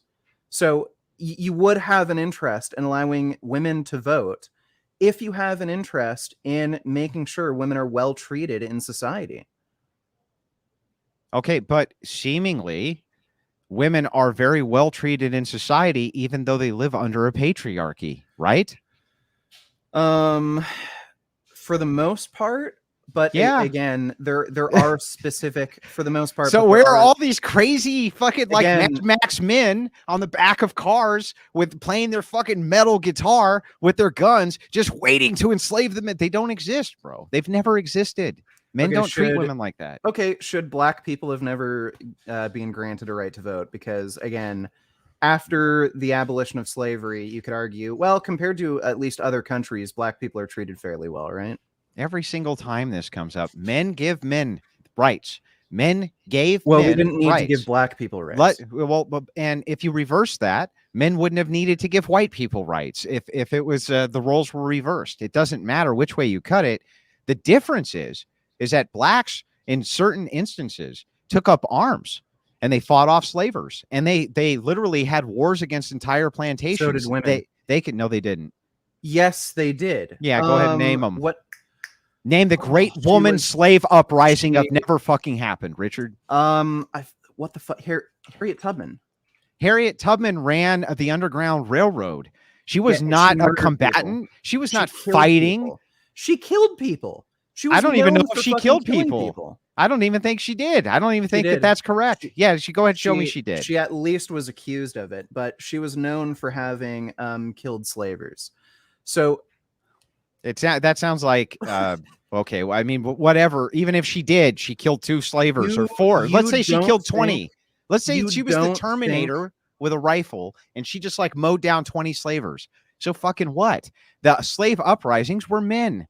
They were men. And their men were the ones who fought in the wars, which is what essentially from the revolution on, black soldiers were always in the front line. It was one of the ways that they demonstrated that they were the equal to white soldiers. They would, in World War II, blacks would line up knowing that the army was going to segregate them because they wanted to demonstrate that they were just as good as the white soldiers. Men can give themselves rights. They can take themselves out of bondage. Women can't do it. Yeah, I'm looking this up. Apparently, there's a woman named Emmeline Pankhurst who is a women's suffragette who killed 5 people.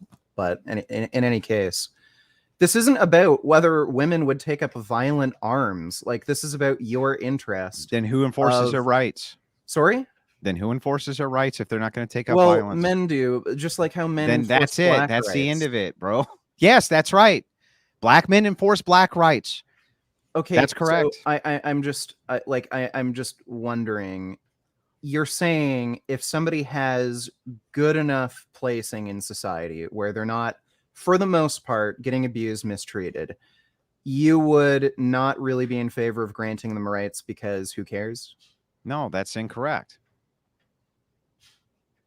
Well, now you're moving into an ought from the descriptor of what's true. So we've just been arguing over whether or not the descriptor is true. And in this case, we can't even agree on the descriptor, except we just finally did where you finally conceded, yes, all of everybody's rights comes from men. And it's like, okay, if we could concede on that descriptor, then I think we can move on to the aughts. Can you concede that that's true finally? That all rights for all people at all times come from men? I don't entirely agree on that, but well, then if we don't agree on the descriptor, we need to get back to why the descriptor's wrong. Entirely. Well, these are two unrelated. Like they're loosely related. I don't entirely agree on that, but I'd say for the most part, sure. Most rights are granted or enforced by men. Name one that's not. Well, again, women make up 50% of society. They have enough, even if they can't be, for the most part, a physical threat, because they make up 50% of society. I'm sure some rights are made in the interest of women. By men. Yes. But you're just back to square one. What right? This is my question to you, and I've asked it to you multiple times. Name a right women give themselves. I mean, like, I don't even understand how this is. That's not granted to them by men. But men give themselves rights. They can grant themselves rights. Like, it's just a weird thing to say. Like, name one. Like, I don't care how weird it sounds. I could make this division on any basis. Name one right that gingers give themselves. Well, like. If they're men and they live in Scotland, they can give themselves rights. Well, again, you're just arbitrarily making. I don't think it's arbitrary. I think it's a deductio. It's just a deductio. So I'm just deducing that men seem to be the foundation for all rights because they're the enforcement arm. You haven't made a single argument yet for how that's not true. You just agree and say, but I don't fully agree, but you can't tell me the portion that you don't fully agree with. What is the portion you don't fully agree with? What is it? Well, you're making this like strange arbitrary separation between sex or gender when you could make this separation in any way. You can make gingers and non-gingers. Like it's just a little strange. And I mean, yeah, most political systems are for the most part run by men. So when you're talking about what gets enacted into law, yeah, it's going to be men for the most part who pass these laws. But at least in our society, there are women who are involved in the political system and have because they're allowed to be by men. Floor. Right. But like, I mean, I don't see a situation where men are all going to like, get up one morning and say, hey, do you all just want to subjugate women more today and then like kick every woman out of the house floor? So then the patriarchy is Marjorie benevolent. Taylor Greene. So then the patriarchy is benevolent. You're going to concede on that too. I'm not saying they're benevolent. It's just a weird. Then why is it that women don't or men don't just get up one morning and enslave all women, even though we could, and we could, and you've admitted that we could. Why don't we do that? Well, isn't it because we're men are benevolent? Well, I'd say generally speaking, at least in modern society, we have an interest in not like fucking making lives horrible for each other. But because men are benevolent, we could do it, but we don't. What men are benevolent? Men are the ones who commit the most amount of violent crimes. Wouldn't change any facts. Even if men committed 100% of the violent crimes, we could tomorrow, and you would agree with this. Tell me if I'm wrong about this. Let's say 100% of men woke up tomorrow morning and said, we're going to enslave 100% of women. They could. But if women woke up tomorrow morning and 100% of them said, we're going to enslave men, they could not. Do you agree or disagree? Sure. So then the fact that we don't form into monoliths, which has been done all over, by the way, all over the world, it's been done many, many times in history. And even right now, there's some countries which grant no rights to women and they can't do anything. It seems to allude to the fact that, especially in Christian nations, men seem to be pretty fucking benevolent. It's so benevolent, in fact, that we give lesser sentences for the same crimes, dude. Yeah, so, like, again, that's one particular circumstance where women are benefited. And again, you're, like, I would say, if you're talking about a public scenario where, like, I don't know, some drunk, dumbass bitch woman hits a man, versus like same person hits a woman, you're probably going to see like a woman beat up the other woman, right? Like I'd say a woman is probably more likely to be comfortable in engaging in a fight with another woman versus a man engaging in a fight with a woman. So, like, again, when you include more women in the political and legal system, you might see those sorts of biases go away, where women are granted like this extra leniency because men think women are like fucking stupid 12-year-old children who shouldn't be held accountable. Or again, men have certain biases. Like, we like pretty girls. If you see a pretty criminal, that's going to have a greater bias than if you see an ugly criminal. And actually, you've seen this played out quite a few times in high-profile female abuse cases, where you can look up some of these stories. Pretty young female teacher rapes a male student. She gets off with a slap on the wrist. I've seen ugly fat chicks who were older because teachers. nobody cares about men, man. And here, Well, I mean, no, like, it's not that here's it's not that nobody cares about men. The point I'm making is Men don't care. men have specific biases, and if you include more women in these political and legal systems, you're going to see some of these biases go away, and you're going to see a bit of a flattening. all it shows of, again is our benevolence. You haven't made No, it doesn't. You haven't made it an doesn't. All argument you're about doing how is we're pointing not out a benevolent. bias. In fact, even when How is it benevolent women to are let a committing the criminal go same free? crime of assaulting children, we still are How so is it- benevolent that How we is don't. that an act of benevolence to let a criminal basically walk with a slap on her wrist? That's Well, not it's a an act of benevolent benevolence action. towards the criminal. Wouldn't you agree? No, that's No, so it's not an act. when you're It's an act talking- of malevolence towards the criminal. What do you mean? Well, that's a decision that would favor the interest of the criminal, but I wouldn't call that a benevolent action. Well, what else would you call it? You could say it would be in the best interest of the criminal to Yeah. be rehabilitated or taken away from society. So we're benevolent towards women, which is my entire No. point again and again. How's that not being No. benevolent towards women? Of course it No. is. Like, here, No. I'll demonstrate this. I want you to, with a straight face, because I don't believe that you can do it, tell me that you believe that it's the same exact thing when a 15-year-old has sex with a 20-year-old, hot teacher, and a 15-year-old girl has sex with a 20-year-old male teacher, that you believe that this affects both of them the same way. Okay, so 15-year-old student, male, female, 20-year-old teacher, male, female. Yeah. That's what you're talking about? Yeah, and you believe it affects them the same way. Go ahead and lie to me. Tell me you think it does. Yeah. I already know, bro. Like, I know, you know, PF Young knows, like we all know. I would say in general, no, it doesn't affect them the same way. Right. It doesn't mean men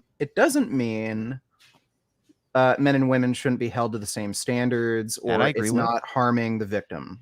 That I agree with. So I think that's justice. If you have an interest in holding men and women to the same standards, again, it would benefit you to include men and women in the legal and political system, because again, if you have a male judge who has a bias for liking pretty girls, and he sees a pretty 20-year-old who's accused of, graping a male student, he's less likely to take that seriously compared to a woman who doesn't have that bias for pretty girls.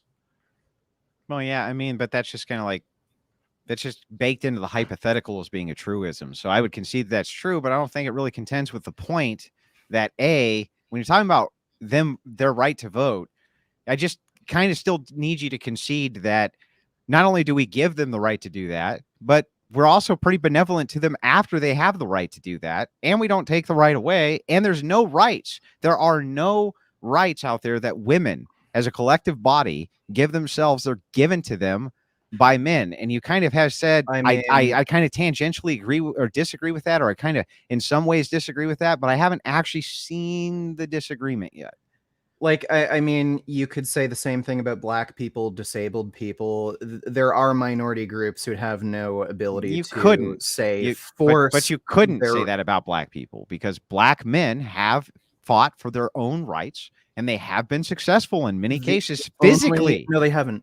Yes, they have. No, the only reason slaves were free was because of the Civil War. I'm not talking about just slavery, which was well, I mean, I think at first, if there had been slave rebellions, they would have been able to do it. But later on, there was a number issue.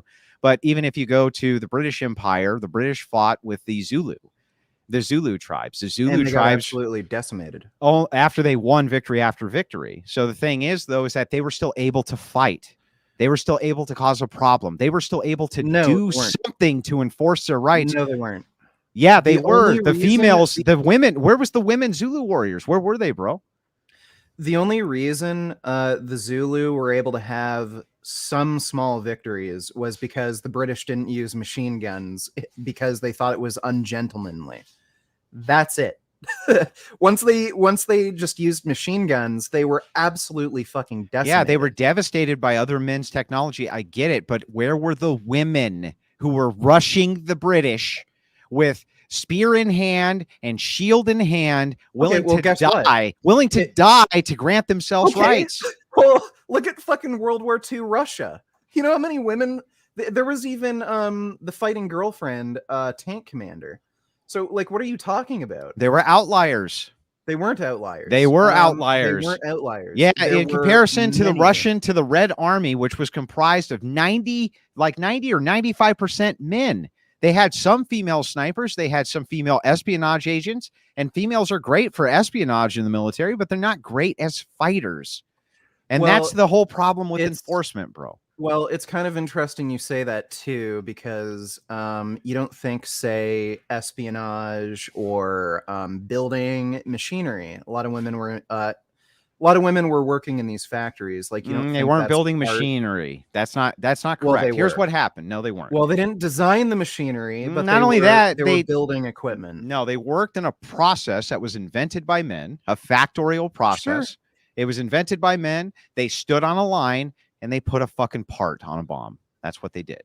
They weren't inventing new military technology. They weren't inventing new factories. They weren't inventing new tanks. They weren't inventing new fucking nothing. They were sitting on a line and they were putting a screw in a pack, bro. Okay, That's what they were doing.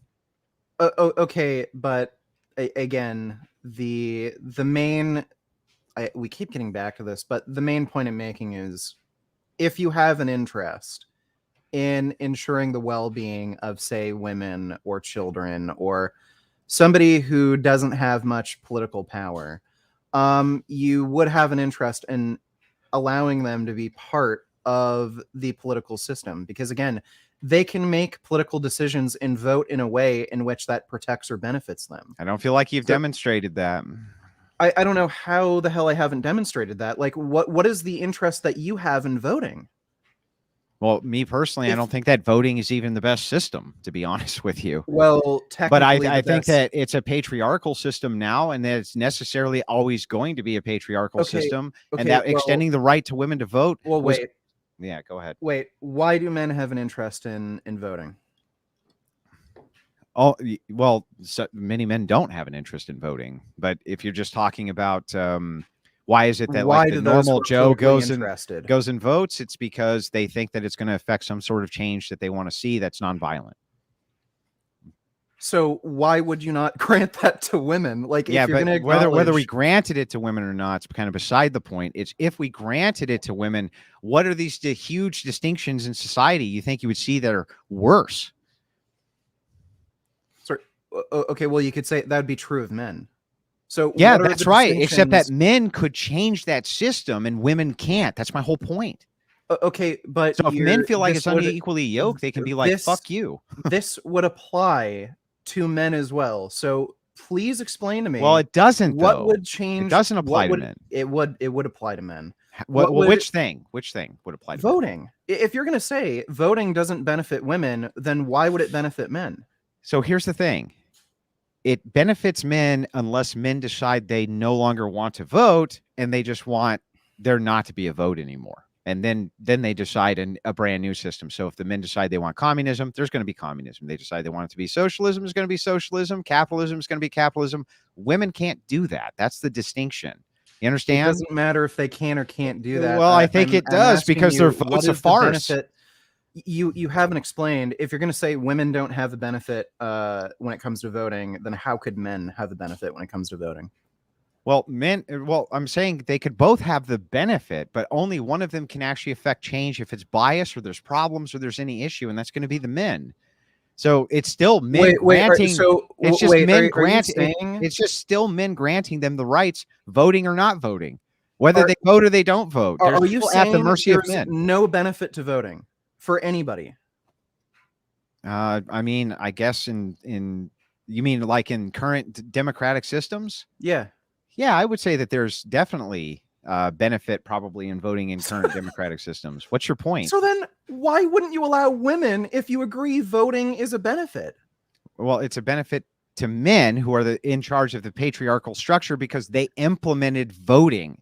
Women didn't implement that. They were granted that. And then as we see they've been granted that, they can't actually enforce it for themselves. Men have to enforce it on their behalf. And right there, we are at an hour and a half. And I will just say I'm very glad I did not have to step in at all. By the way, that was Excellent. a super fun debate, dude. Thanks for Excellent. coming on, man. I Yeah, enjoyed no it. problem. I enjoyed it a lot. Me as well. And I had to do the hardest part, moderate. We're going to go into the Q&A section now. And then we'll do that for an hour and a half. And then we'll do closing statements. Is everyone on board with that? Yeah. So Yeah, if sure. you guys want to call, remember that PF is here as a guest moderator, but he has control of how this is going to go. I'm just bringing callers on and off. There are super chats, and PF, you can see those have all been marked under the starred.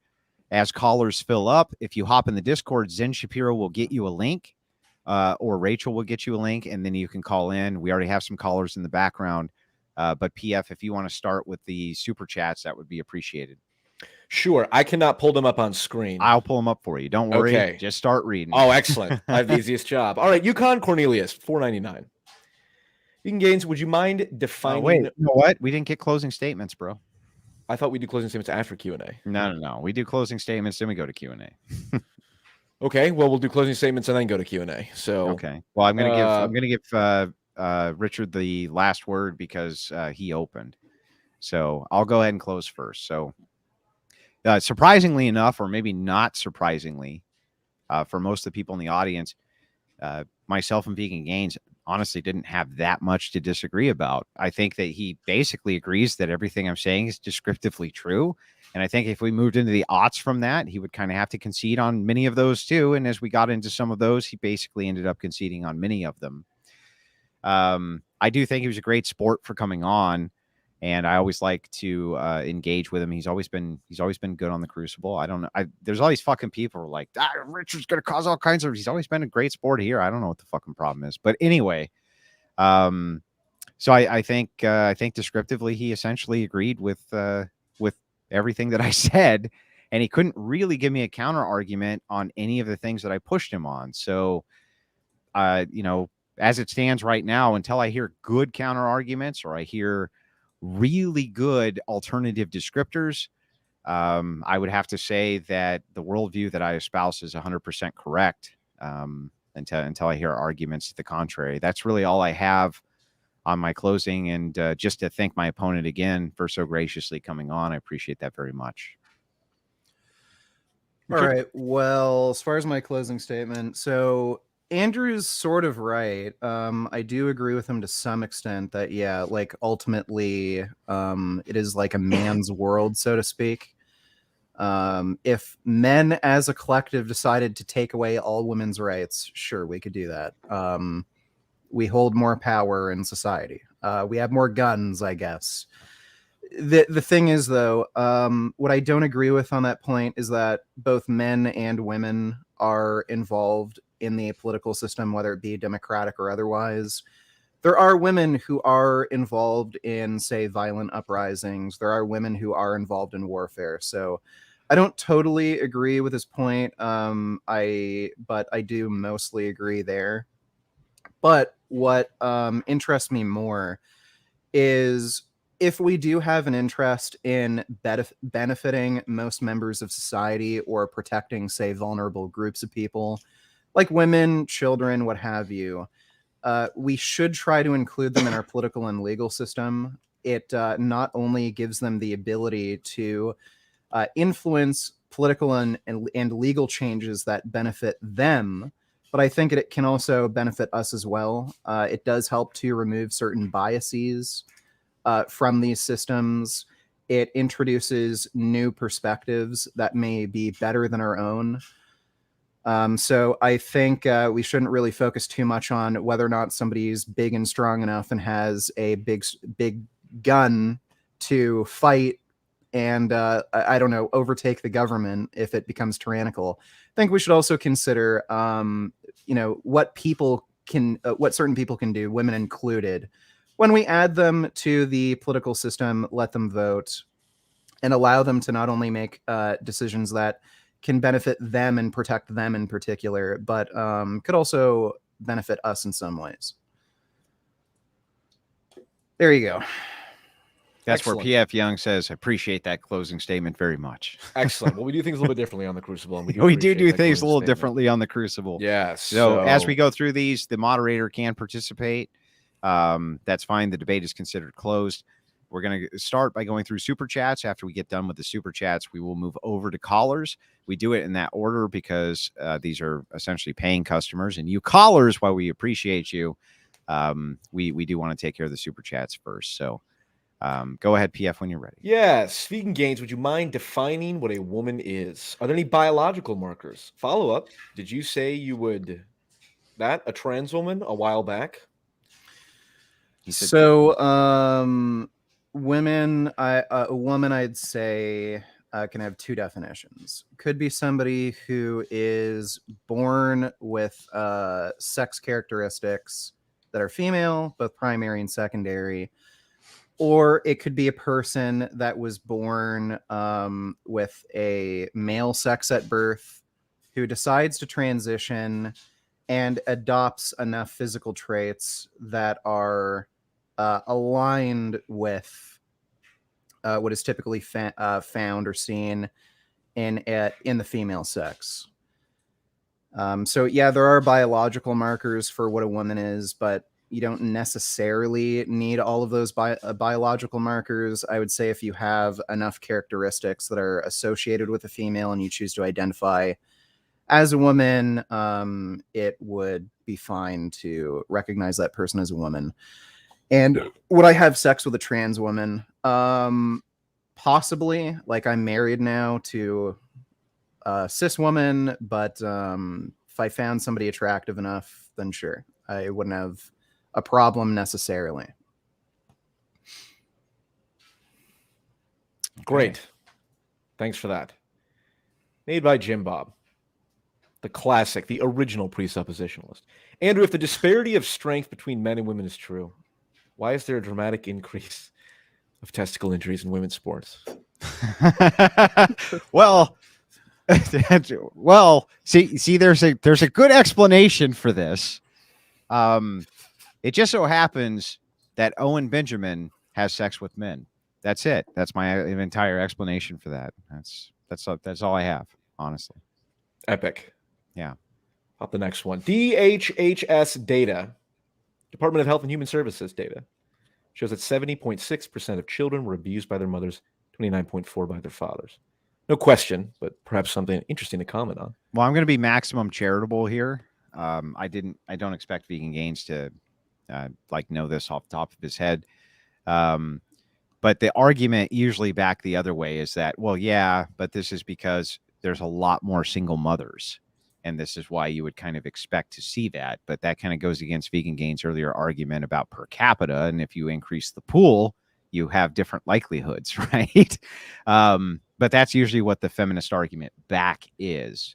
So I would say, unless he wants to kind of retract what he said on per capita, he would just kind of have to agree that this stat is true.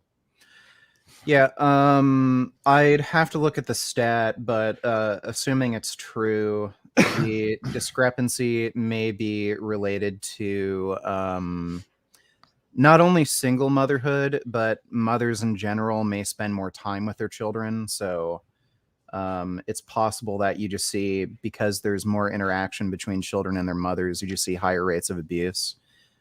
What Andrew said, though, it has nothing to do with per capita rates. It's just that if you were to say control for that confounding variable of time spent with children, you may see it go the other way, where fathers are more likely to abuse their children. Well, but then, I have no idea. Well, then the per capita rates would change. That's the whole point. That's what I'm saying. So it's like, well, You know what I mean? Then the per capita rates would change. If you introduce a new control, then we would have different per capita rates. Well, no, it would just control for that confounding variable. Like you're talking about Then how would that percentages not here, be not per a capita rate. Well, I mean, wait a second. What do you think that variable there is? It's saying that 70.6% of children were abused by their mothers, 29% by their fathers. What do you think that this is? Do you think that this is do you think that this stat is untrue? Can you account for it, or? I'm not saying it's untrue. I'm just saying I haven't looked at the stat, and one of the confounding variables may be that women just spend more time with their children, thus you see higher rates of abuse among women. But in any case, I would still say 30% is a very high amount, 1 in 3, basically. Well, then doesn't it logically follow that if you control for a new variable, whatever the per capita stats are going to significantly change? You mean at like children that are like how likely you are to be abused by your father versus mother? Yeah, that would have to be true. Once you introduce a new control and you have new data, the per capita rates are going to have to change.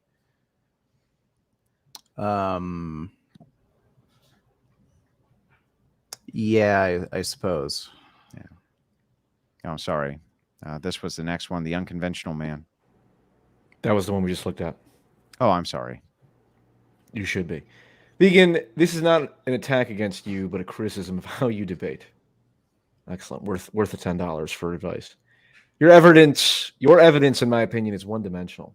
Your entire case seems to rest on trying to get Andrew to support a particular kind of fruit.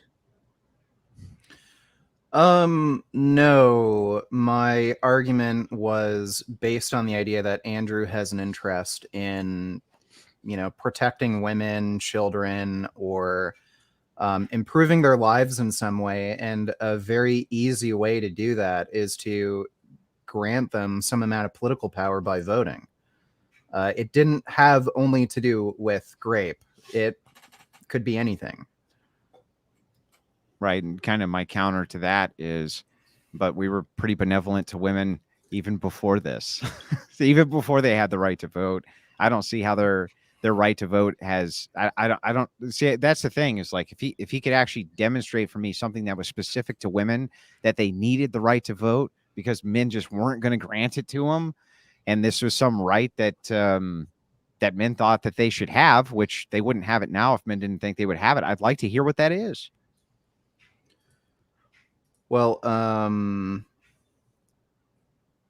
I'd have to think about that a little more, but okay. I think just logically that makes sense to me. Got it.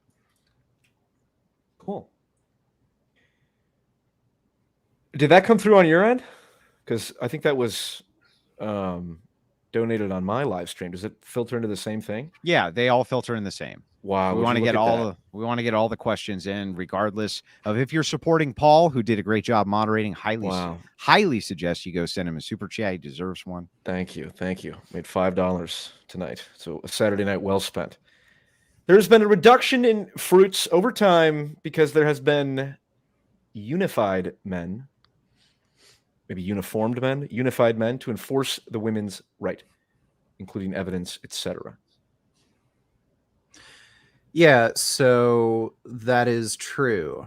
You could also argue there has been a greater interest in reducing grapes because women have had voting rights and political power to increase that interest. And on top of that, women have also been allowed to join the police force and law enforcement. And if you have more women in law enforcement roles, you're probably going to see a greater interest in enforcing and solving these crimes. So you could also make that argument.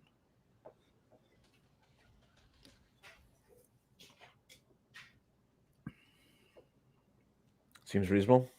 Circle G, the sequel to Circle K, has become a YouTube member. Congratulations. Welcome to the club. Frankie D for $19.99. A good year. Huge super chat, by the way. Thank you very much for supporting the Crucible. We appreciate it very much. Absolutely. Sociology in my opinion, is not a hard science because it attempts to diagnose infinitely complex problems such as, quote, rates of abuse, which have potentially infinite factors involved. Not to mention the definition of abuse. It's nonsense. Yeah, Go ahead. Sorry. If you want me to go first. Yeah, so people use the sort of critique against literally any field of science practically. You're going to find confounding variables in nutrition and drug research too. The amount of confounding variables just due to the fact that you're dealing with multiple human bodies that can react to different medications in different ways is also tremendous. Just because there's confounding variables involved doesn't mean you can't control for these variables. And if you have a significant enough data pool, you can make statistically significant and meaningful correlations. Doesn't mean it's not, like, I don't know what he means by hard science, but it doesn't mean it's not a valid or useful science. So science, in my opinion, is only as useful as the controls which are put in place, which is how you know something is methodologically correct. I've used it my entire career, applied science anyway, even without knowing really that this was the scientific method, but it's always based on controls. The reason it's a soft science, sociology, and the reason that medicine is a soft science is specifically because there is such a higher rate of variables that you can't control for. The data you get is mostly incorrect, which is why when we look, and we can look at this, at the replication crisis, the two fields which are the most affected are the medical field and sociology. And it's because it has to do with these human variables that you can't control for, which is why most data that people think is true when it comes to human behavior is absolutely false.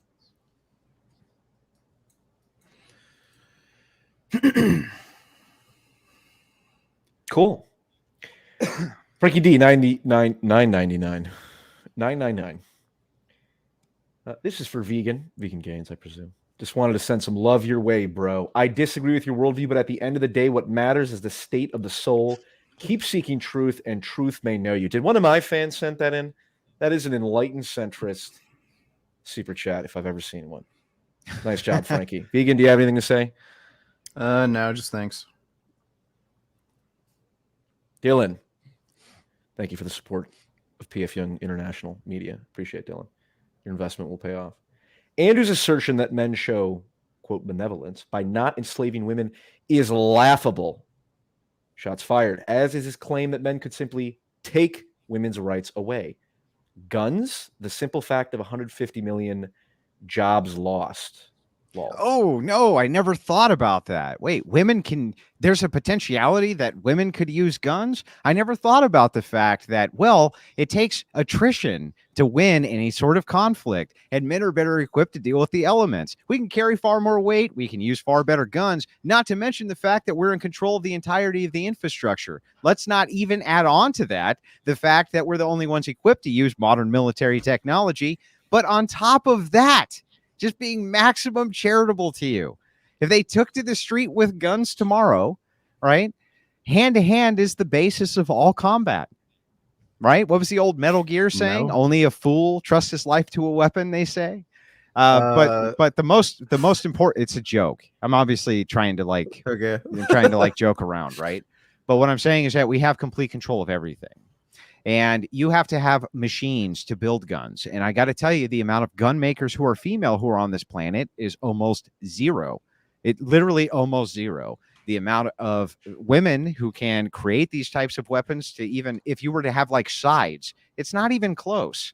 It's absurd to say that women could just grab guns and take their rights tomorrow. It's never been done anywhere. However, it's been done by men successfully time and time and time and time again. So I think it's ridiculous.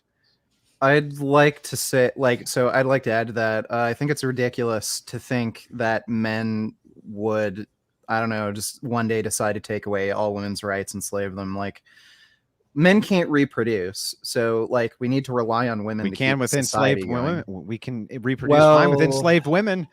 What do you mean? Sure, why couldn't we? I suppose, but like the idea that you're gonna have all men on the planet have an interest in enslaving women, graping them, just so that you can just to reproduce, so you can have society still exist. and have enough men that have an interest in murdering like so many women, I also don't think that's Why would they have a to likely murder them? possibility. They just carry them off as prizes of battle, like they've always done. Well, try doing that if a woman has an AR-15. I mean, well, how would a woman oppose that if you have 50 men who have M60s and can actually use them? You know what I mean? Well, you're not Like, going to this is- subdue somebody with an M60. You're going to kill them. Well, I mean, I think that they're far more True. likely to surrender if they're surrounded by men with M60s. That's what I'm saying. It's like you can still always the pool on violence is going to be disproportionately on the male end to the point of absurdity. Like it's never going to be close. You can't I mean, really if can't we're really just gonna believe make, any other way. If we're going to make these hypotheticals, well, men could do this. Well, yeah, sure. I mean, hypothetically, women could just refuse to surrender. No, I mean men do this. And women Well, right, don't do but- that. Women don't fight back. Women don't take their rights. Women look don't at the do that. mass mutinies in Russia. So, Mass mutinies by women. well, by men. That's right. Yeah, That's right. Mass mutinies by men giving themselves rights because they don't like whatever the pool was that they were granted. They decided to change their rights, and they did. Women don't do this. They can't do this. Right. So wouldn't that give them more motivation to like fight to the death? Well, not historically. Historically, they were just carried off like luggage. Okay, well, this is also before AR-15s. No, it wasn't existed, before yeah. AR-15s. They're carried off like luggage right now when you have warring countries inside the Middle East. It still happens. I have a question for Andrew. I don't know if he's heard this. I have heard, I don't know if it's true, that women are actually better at, men are obviously better at virtually every sport, but women are better apparently at like ultra long distance and then also shooting, I've heard. Is that true? They can be. It has been noted in the shooting sports that from the prone position, that women tend to do better staying still for longer periods of time. So I don't know. This has been equated to internal monologue that women can stay still for a longer period of time. I don't know if that's true or not, but there has been some demonstration that women can be excellent sharpshooters when trained. I don't dispute that. I don't dispute there's exceptional women. I don't dispute that one day we'll have our first woman Navy SEAL. I don't dispute any of that. I just think it's totally irrelevant.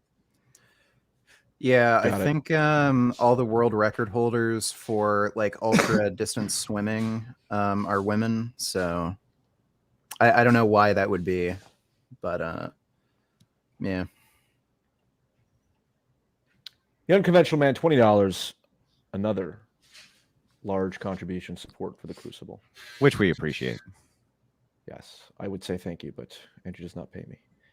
Vegan Gains, your response to mothers abusing their children because they spend more time with their kids. Your response to mothers abusing their children is because they spend more time with their kids. Let's say if a man says, well, do you know how much time I spend with my wife? How would you expect me not to abuse her? Lol. That is actually the case. When you see, well, because of the pandemic, you've seen an increase in couples spending more time together, and you have seen much higher rates of abuse and police calls to deal with domestic abuse. So like that is like I mean, it just makes sense. If you're in an abusive relationship and you don't get along very well, and then you're forced to cohabitate more, you are going to see abuse go up. So yeah. Lastly, Small Fry, also another contribution to PF Young International. With this amount of capital seeding, we will be global soon enough. Thank you, Small Fry. Andrew, as you know, some patriarchal societies today make it difficult for women to vote. Afghanistan.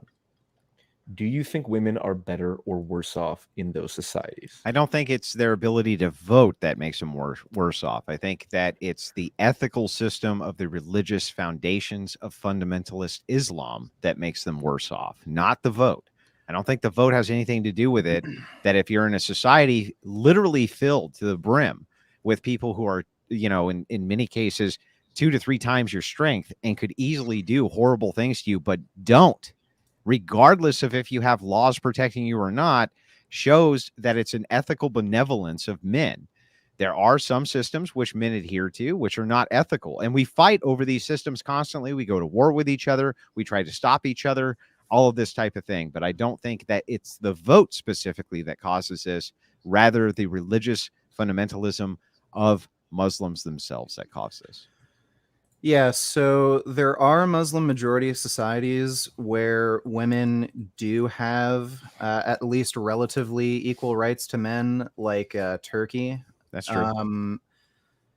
It's I think it's like the fact that these societies like Afghanistan, they're not just patriarchal, they're not just like Muslim radicals. They just don't have the democratic principles that we do, where they adhere to that sort of democratic structure where even if they disagree with something, they will abide by the laws and regulations of the land, but instead they just dogmatically follow Islam, and they're willing to just kill people who disagree with them.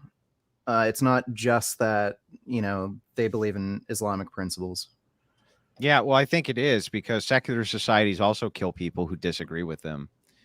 So I don't know how else it can be anything other than your moral foundation. Secularism is not some moral paradigm just because you say there's no religion involved.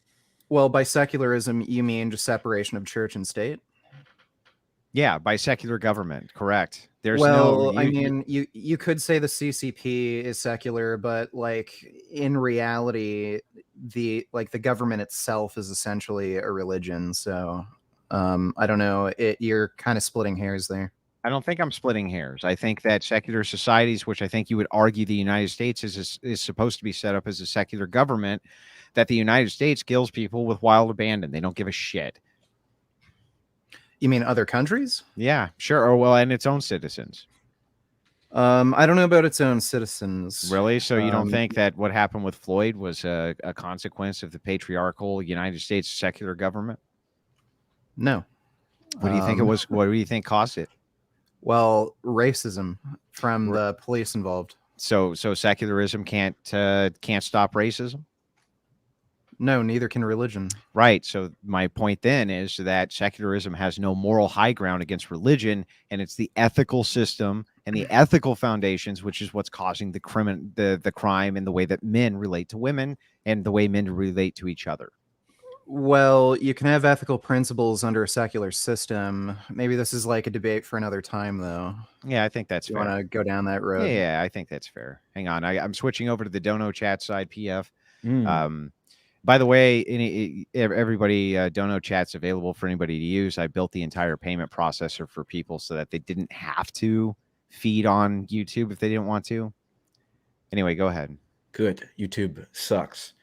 The Crucible. So I guess Andrew sent himself a chat. $5 and a tenth of a penny. Yeah. I'll go to my giving it 1 hour ago. That's all. Oh. Yeah. 1 hour ago, I would say. In honor of this debate, I told my woman to make me hamburger tartare. To make me a hamburger? No, hamburger tartare. It's far more sophisticated. And I wouldn't mind having you back because I know that you do a lot of vegan debates and we haven't done one. And I know that that's more your wheelhouse. I wouldn't mind having you back for a vegan debate with me if you'd like to at some point. People have been asking for round 3 with Zen Shapiro. So we can do it. We can do it. I'm happy to get Zen Shapiro on here. Yeah, sure. I'm not allowed to moderate any debate that Zen's in. I'll moderate the fucking debate. I'm always fair. It'll immediately. Go ahead, man. 51 minutes ago. Orthodox. $5. Yeah. Oh, yes, $5. 51 minutes ago. Orthodox Armenian. No message entered by user. A man. Yeah, just showing support for the Crucible because he's awesome. Appreciate that very much. We know you callers have been waiting patiently. We're gonna get through the super chats. $4.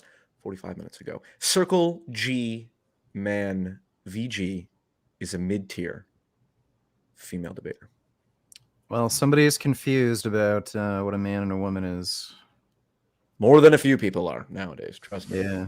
It's fucking mosquitoes in here. It's pissing me off. Oh, are those the genetically modified ones from Bill Gates? Dude, I hate Oh. fucking mosquitoes more than anything. Sorry. Anyway, I don't go know, ahead. I don't know if I just broke TOS there. I think I get in trouble for pointing that out.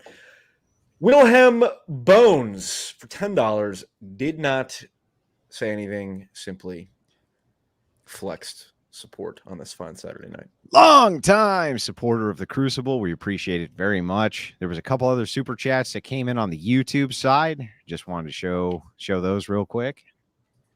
Paul Meyer, great first name.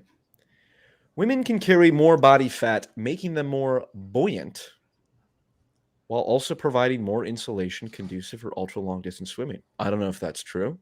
If it is, well, I think he was interesting. saying, because Vegan Gains had said that most of the world records for long distance swimming are women, which I had never heard that before. But I think he's giving us the reason, because VG said he didn't know the reason. Yeah, that could be. Yeah, that sounds logical.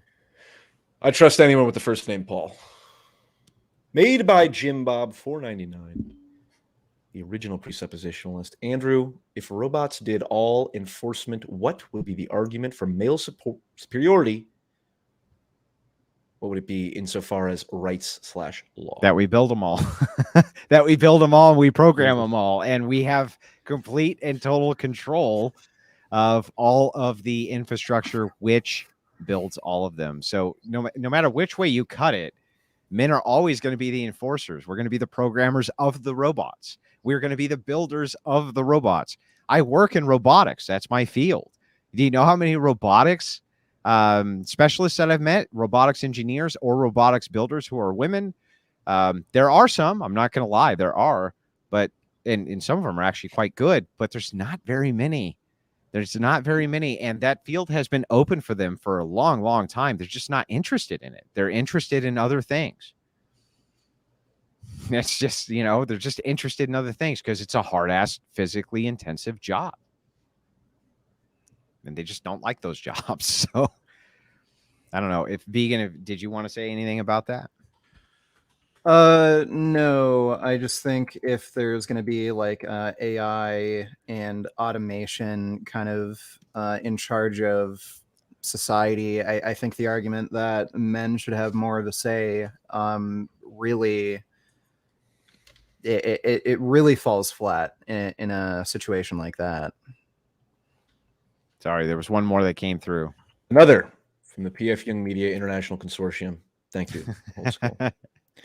What do you think about NASA wanting an all-woman team to go to Mars? Let's go with Vegan Gains first. What do you think of? I don't know if they do. If they did, let's assume that old school. He's coming from my chat, so he's a reliable source. So assume that's true. What do you think of that? I think that whatever the mission that they're going to be on, for whatever elongated state that they're going to be on it, that men would be able to do that mission better. All things equal, that men would be able to accomplish this mission better than the women would. And I'll give you Survivor Island as my my kind of like postulation here. We saw what happened when we had Survival Island. It's not that the women were dying, though they were getting close to it.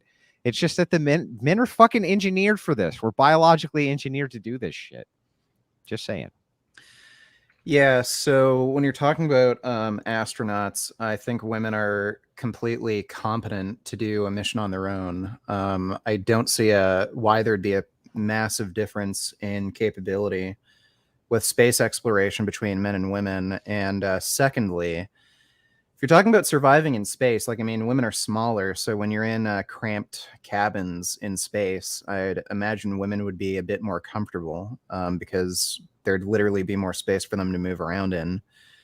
Metabolic requirements would also be lower because they're smaller. So they wouldn't have to eat as more, and ensuring, adequate nutrition would be a bit easier. I think the only downside would be it's harder for them to pee in space. Well, what about their menstrual cycle, or the fact that they're weaker, or the fact that it would probably require a greater amount of strength inside of some type of shuttle? Men can menstruate too, Andrew. I don't know if you've been on Google recently. Well, you can just take a pill so that you don't menstruate. So that's kind of easy to deal with. That's what I do. And I don't know what amount of strength you really need on a spaceship. I wouldn't imagine it's much since you're weightless. Well, that would be incorrect. You would still need to have strength. You still have sockets and rivets and fasteners and all sorts of different things which go into the mechanics and the machinery of whatever ship you're on, which would require 24-hour maintenance. So these things do require strength regardless of the gravitational pull inside of the spacecraft. Yeah, but it's not to a degree where it's like you have to pull a 240-pound man out of a damaged tank sort of thing, like in the military. You ever had a stuck fastener? You ever had a? I mean, seriously, you ever had a stuck fastener? You think that you're going to go get your 5'5"? Like, dude, there are female astronauts who've done spacewalks, so I don't see it being a big deal. Well, whether they could accomplish it, I'm not disputing that. Rather, I'm disputing that I think that men, all things equal, would do it better. That's my dispute. Do you disagree with that? I think it would entirely come down to the individuals you choose, not whether they're male or female. Yeah, all things equal. So all things equal, except, men have the male physiology, so they're probably going to be stronger and this and that, but all the other environmental factors are equal. If supposedly there was a big aspect of strength to be on a spaceship, then I suppose men would be better, but I don't think there's a big aspect of strength. Old school, the gentleman who asked the question, first off, Fallout is an OG game, so he had a great avatar. But he said afterwards that the thinking is women use fewer resources so the capsule could be lighter. I think Vegan Games pointed that out, lower metabolic requirements. So that could be an advantage. But it just doesn't matter. You still are inside of an operating machine. And that operating machine is going to have fasteners, and it's going to have problems. It's going to have issues. It's going to have all sorts of things that are going to require something which is strength apt. I just think it's absurd to think anything else. You guys have worked on machines. You know this. Like, I'm not speaking a different language to you, am I? You got to get a NASA engineer on here for this debate. I would happily I'd love to have a debate with a NASA engineer. But anyway, that's the end of the Super Chats, PF. Do you want me to bring on callers? No, we're going to wrap it up right now. Peace, everyone. Just kidding. Ladies and gentlemen, the Crucible's wife, who I believe our first interaction was her calling me retarded from doing too many psychedelics. Which, to be honest, I'm so may or may not have some truth to that. That's fair. Shoot your question. Okay, well, I missed the very opening arguments because, as a slave of the patriarchy, I was fetching Andrew his drink, and I missed Vegan Games opening. But Vegan Games, would you say your argument is based on, for women voting, is based on the idea that it's more democratic and provides more liberty if we include women in voting? Yeah. Okay. Well, based on that, then I have a question. I don't know if you're aware of this, but anti-suffrage groups for about 40 years prior to the 19th Amendment being passed in the United States actually, very ironically, blocked women's referendums on voting. So they did not want to let women vote on whether or not they wanted the vote. And Elizabeth Cady Stanton and Susan B. Anthony both said this was because if we left it up to women, the women would not want the vote. And the only few referendums we had showed that only about 4% of women at the time were interested at all in voting. So is it democratic to shove the 19th Amendment through when women are not the ones who want it? Yes. Look, granting additional rights to a group. No, you can't mean that. Yeah. Look, just because the majority of women say wouldn't want that right, it doesn't mean you're creating an expansion of rights. But how's that democratic, though? The whole purpose of it is democratic. That would be the opposite of democratic.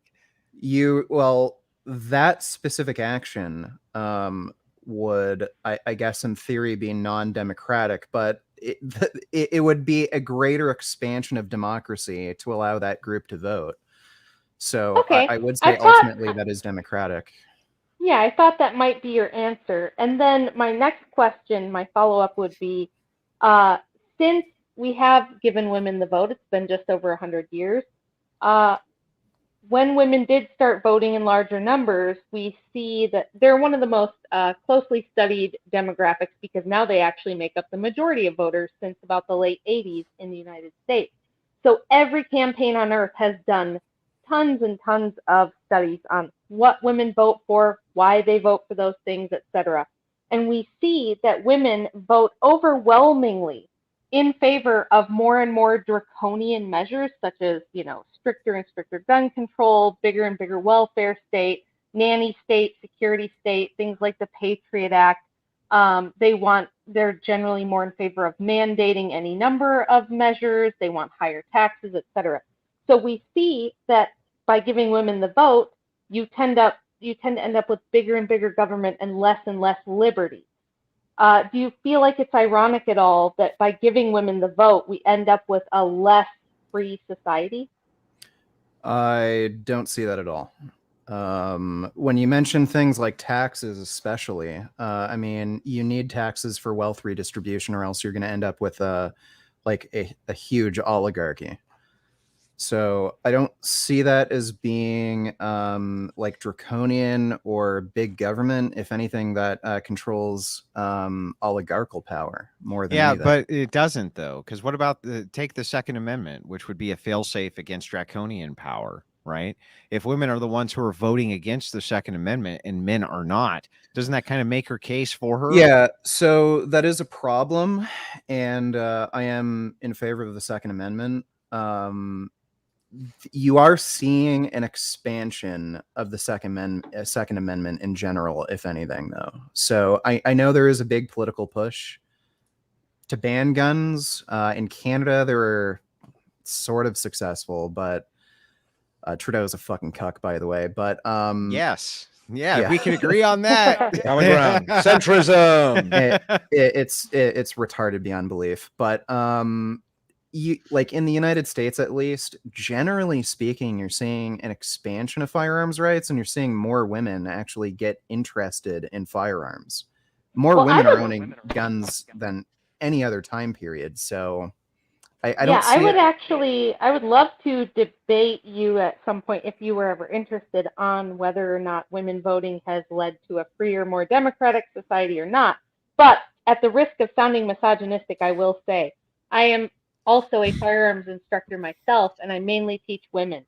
And most of them need several private lessons just to get over the loud banging noise. Yeah. They have to use revolvers or Really? have their guns modified. Oh yeah, they have to use revolvers or have their guns They don't have modified. the hand strength for semi-automatic. Yeah, they don't have the hand strength to operate most semi-automatics or so to load them. they're shooting it in semi-auto, or sorry, Yeah, any single-action, semi. Yes, and okay, they don't. That's really fucking They generally. weird. It is. Well, it's just average, hand strength. Like it Yeah, actually takes a good amount of hand grip strength strength- to cock a gun. Modern, like, they're only like 4 or 5 pounds of fucking trigger pressure. I for, know, like, bro. A good handgun. I know. It's Like so we know bad, this. though. We know this. Yeah. We know That's this. baffling. Yeah, at the beginning Not of a every joke. class, I have to find out if the women can even operate the guns they have. And the biggest problem that they have is actually Okay. just loading the magazine. They can't even load the Yeah, magazine well, that because is a the bitch. spring is too strong. To be Yeah. fair, Yeah, that so- is a bit of a bitch, especially in like, Yeah. like a 18-round Glock or something. But That's the point, right? It's like the strength differential alone. I think that when Well, people say things like, but women that- could have guns, I'm like, well, dude, well. that's not just a strength difference. Like, these have to be women who have like either don't work or do desk jobs. Like, they don't do any kind of work with their hands. That's not just. But that's almost Yeah. every woman, bro. Yeah, that's every woman. Yeah. My They're in the best friend service is industry. a. They're in best restaurants and friend's they're in- in clerk work and they're in everything except working with their hands. You know what? I will say this. Like, I used to do personal training a lot, and not too long ago, I was also doing online coaching.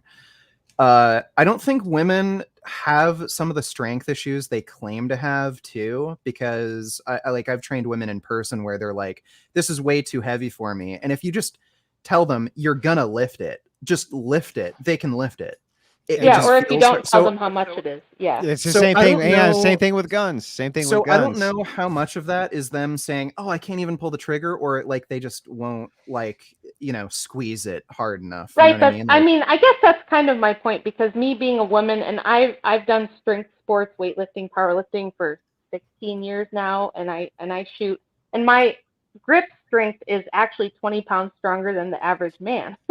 yeah, But the average woman's grip strength, I want to say, is something like 40 pounds per hand. But Okay, yeah, it's yeah. a lot of it is psychological and just getting them over the fear of everything, and it's really Yeah. tough to do. So I just don't think it's likely that we're going to see women just picking up arms and overtaking the men, because you have to remember, Sure. like when you guys were talking about the military, the women in the military can't beat the men in the military. Yeah. So. Yeah, I'd All agree right, with that. well, that's all for me. Thank you, All right. Rachel. Thanks for coming on. We'll see you next time. We have the improperly spelled Greek city.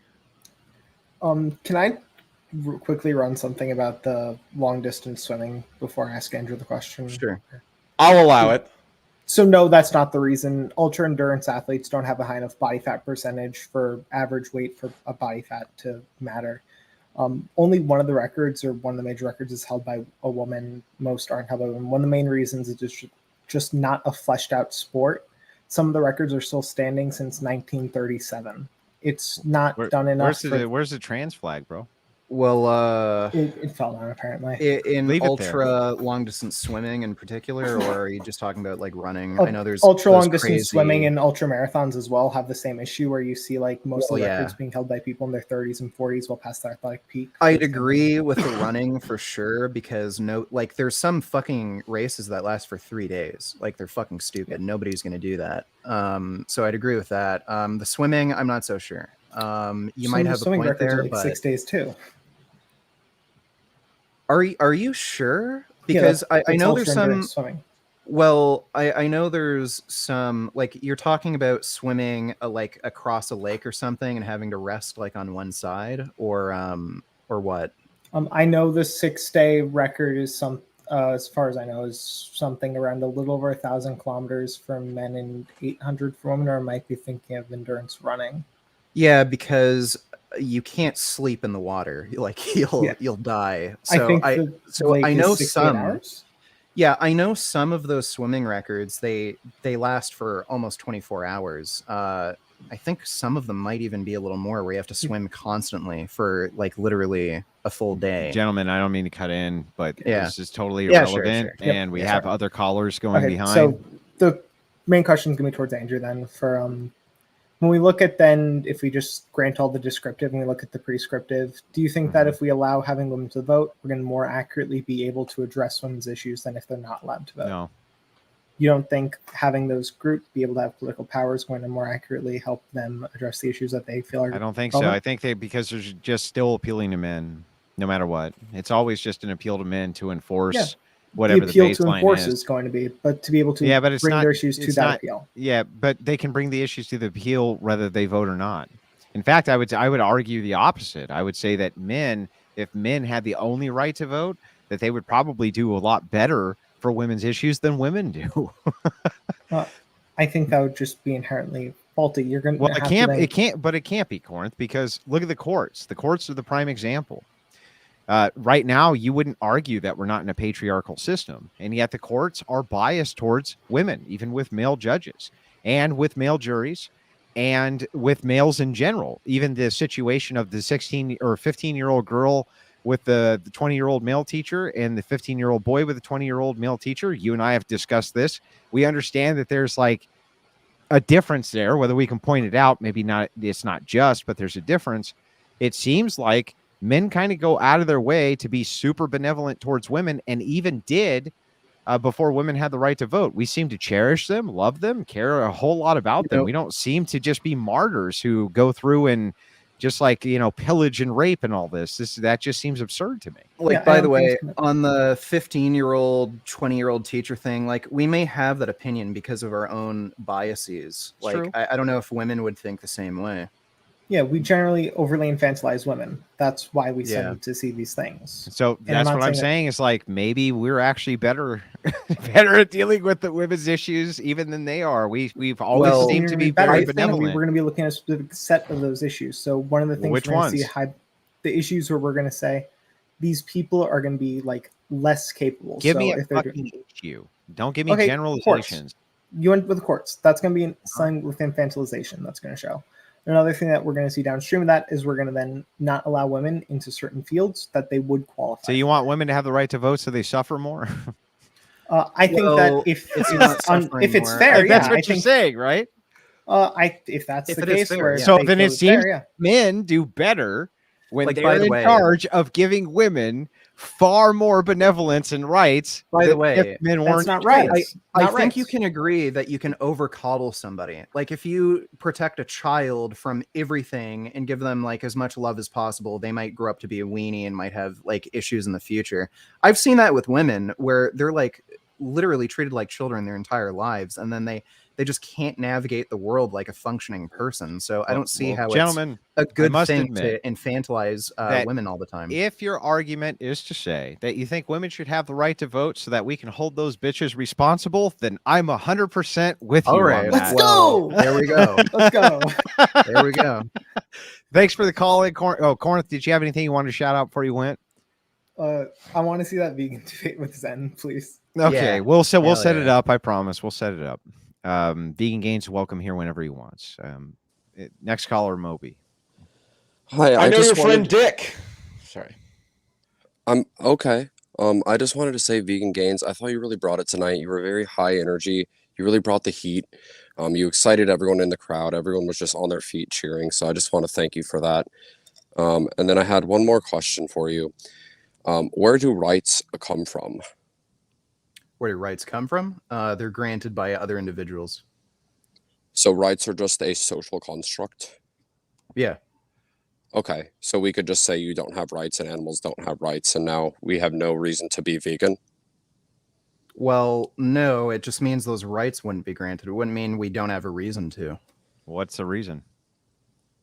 Well, like a reason could be if you value things like logical consistency, if you're empathic. Some aspects of veganism can directly benefit you, like health.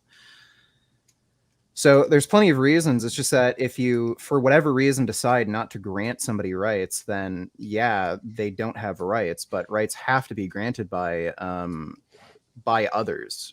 Like they're not like, again, if you're going to say they're granted by God or something, well, okay, has God ever protected any of your rights? Like if you're protesting and a cop decides to arrest you, do you think God's going to stop you? Like, or help you? Like, no. So they have to be granted by other individuals. That would include animal rights. Yeah, that would So include animal rights come from men? And women, because women also Who get the have rights from potential to men? violate, huh? They get their Well, rights from women- men. Well, women also are involved in the system of, like food and killing and eating Because animals. men and shit, let so- them. Yeah, Right? sure. That's what I'm saying. Is like, so animal rights really come from men. So It doesn't matter. Okay, so if we grant animal rights to animals, which is one of your highest principles, wouldn't you say men are pretty benevolent? No. No? We don't No, live in a still vegan not. world, and men actually are much Yeah, more but if likely we did. to eat meat. Yeah, if we did though, if men said, "Hey, we're gonna back off on this whole killing animals thing," would that be good demonstration for you? Because I'm pretty confident. Now I haven't looked at the numbers. You tell me, because this is your domain. Would you say that there's more men active in the vegan movement or women? No, I think still to this day it's about I think either 8-1 or 10-1 female to male. So for every one male, there's about 8 to 10 women. Really? Yeah, if you It go to sounds like a most, great way to not take away their fucking vote. But they're a great reason Yeah, to take away well. their vote. So like my fuck follow-up question, I appreciate the answer. Again, you really brought the energy tonight. So thank you for that. My follow-up question is, since rights are just a social construct, how can you go and appeal as if animals already have rights if it's just something granted by I'm man? not saying they already have right. Well, they technically do already have rights. Like you can't just like murder your dog. Why not? So some of them, well, People do it all yes, the I time. can. there are right. So, well, yeah, you could, but you'd be violating the rights, and if somebody found out, you'd be prosecuted. But who says they have rights? People do. But I'm a person, and I'm saying they don't have rights. Right, but society at large has said they do have rights. So society at again, large has said that eating meat is okay. So now eating meat is okay. that's not what I'm saying. I'm not making a normative statement on whether something is right or wrong based on whether or not something has a right now. I'm just saying animals should have rights. Why ought they because should have rights? well, for a variety of reasons. The main reason is I believe sentient beings should have moral consideration. Why? Well, that's just my own personal preference.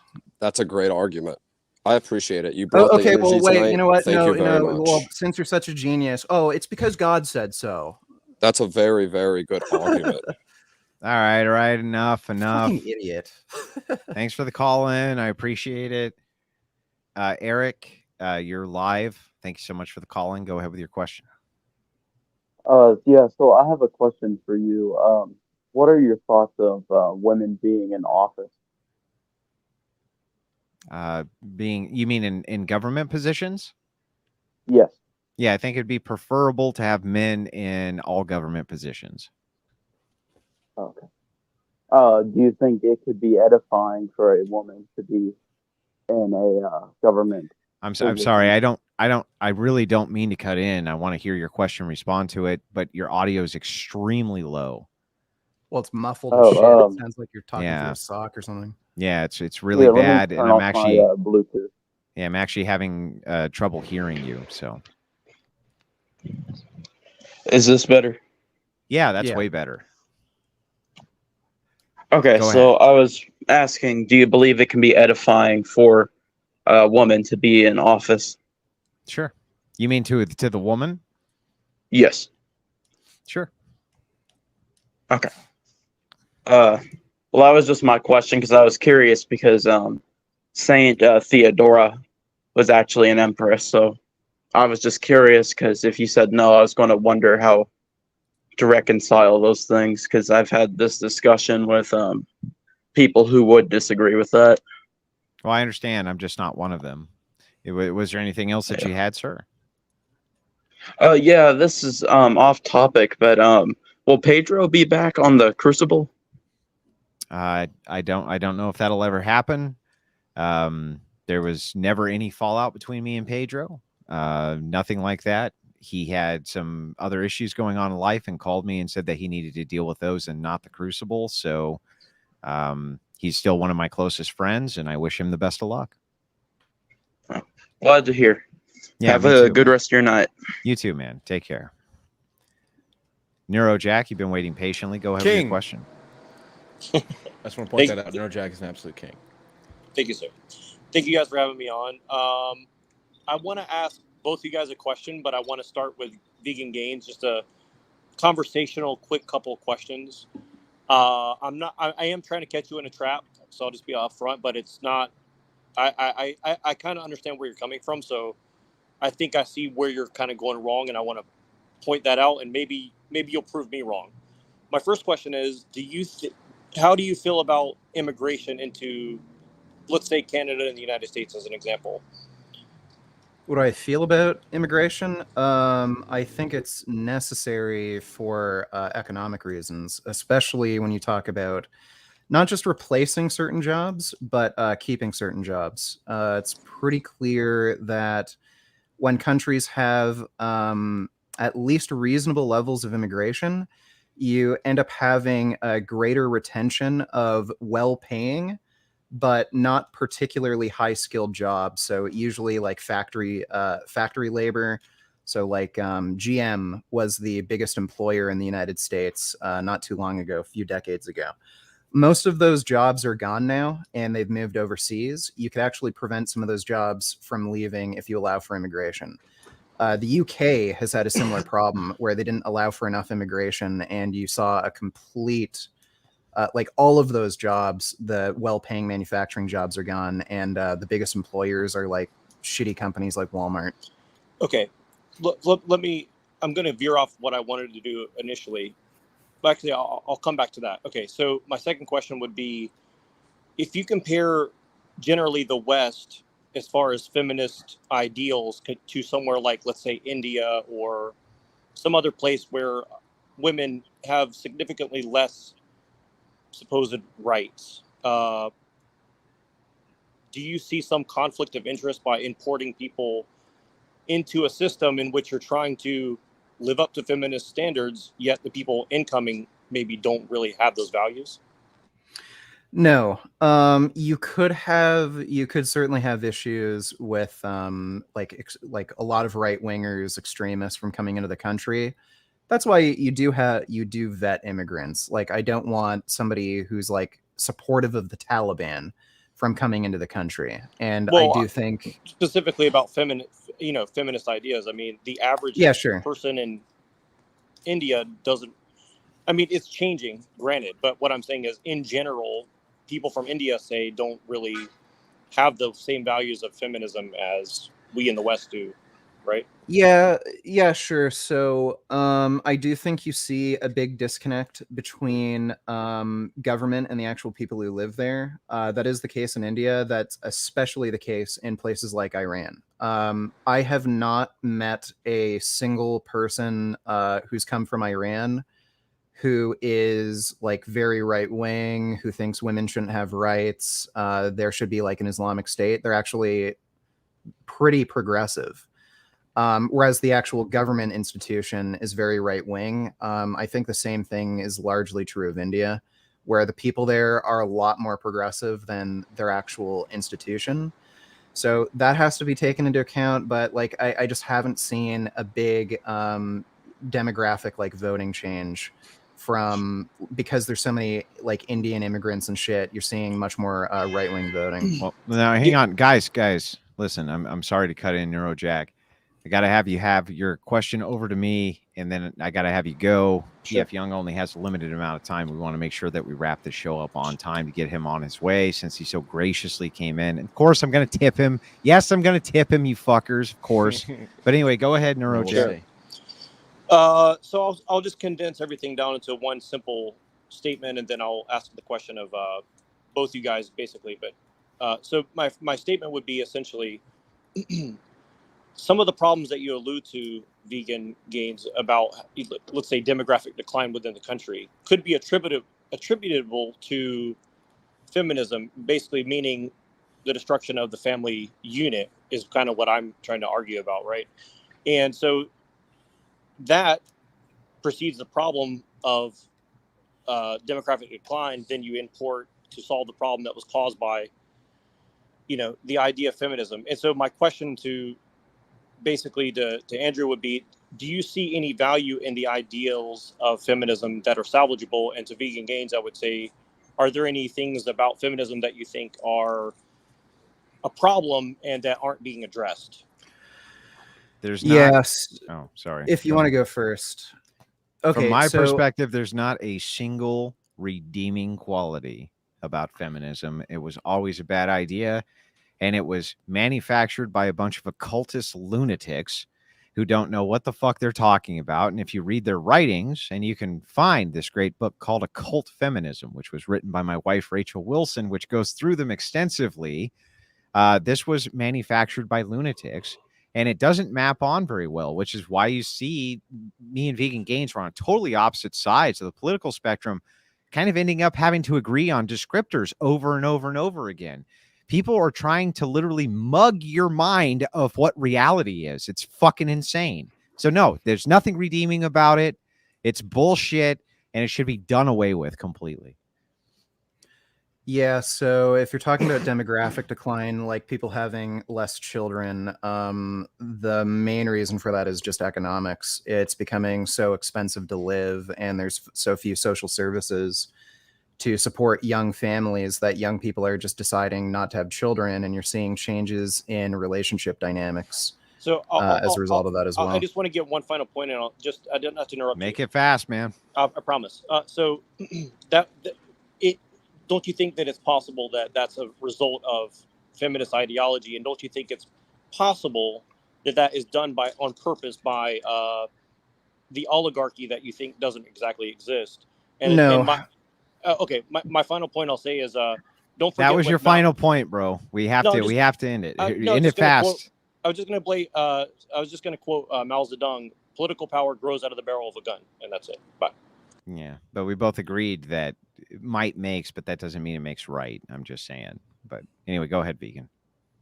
Yeah, like the reason why costs are going up so high, it's entirely due to just corporate greed.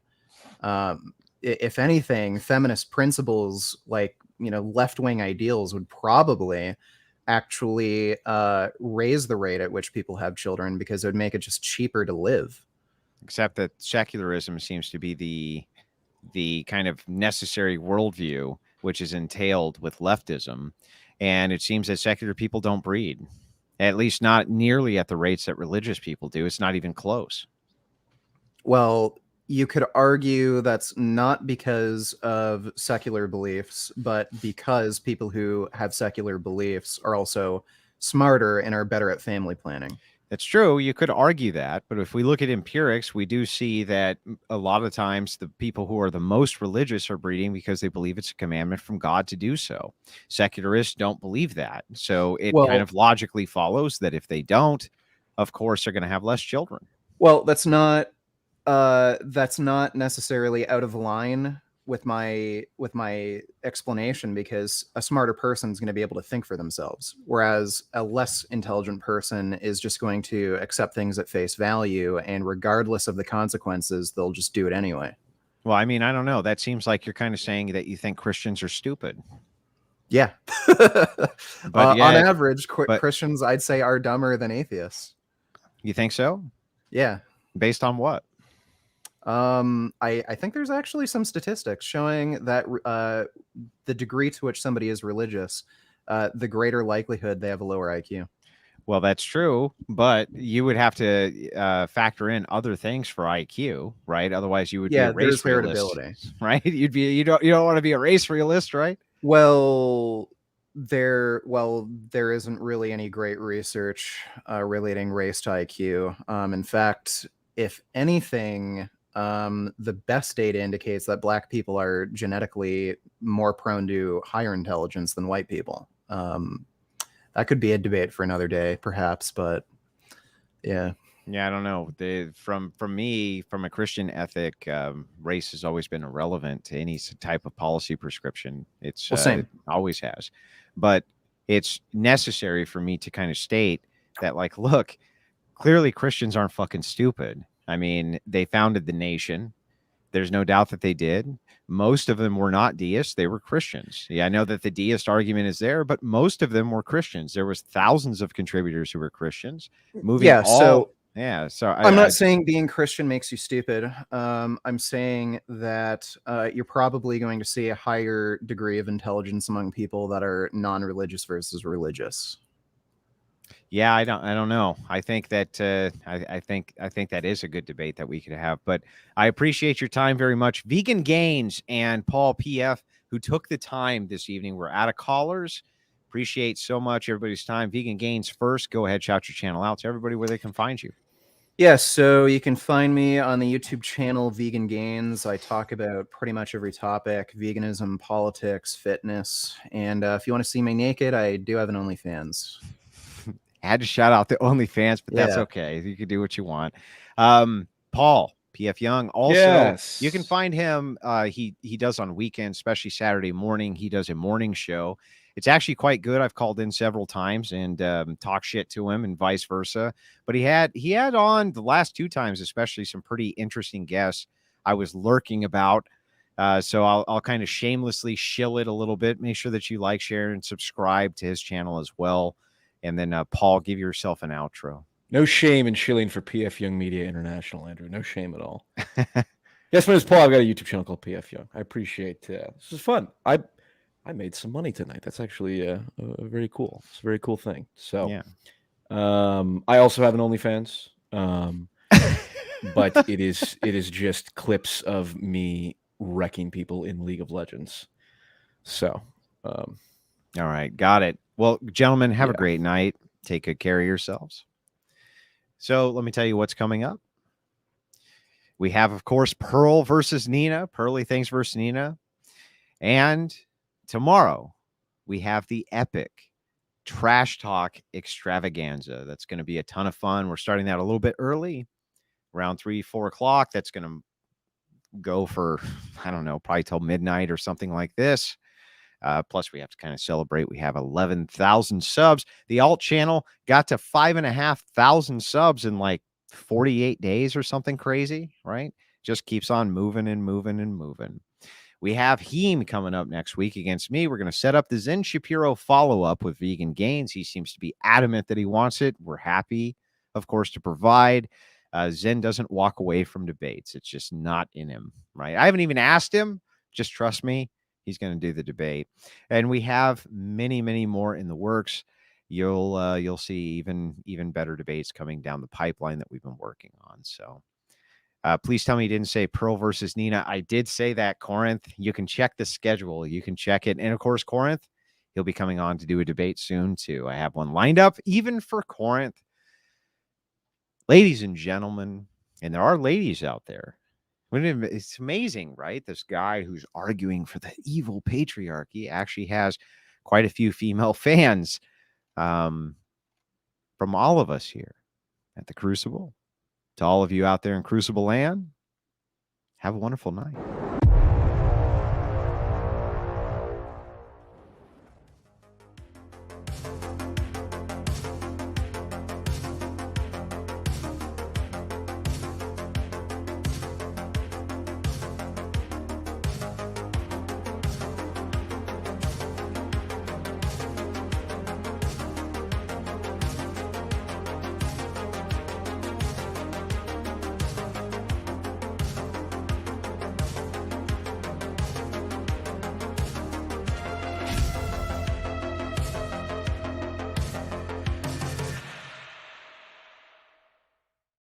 Wait a second. Somebody just made this really good comment, said raid tomfoolery.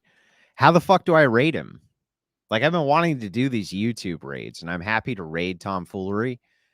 Like, I'm actually happy to just raid him right now and put the entire chat over there. How the fuck do I do that?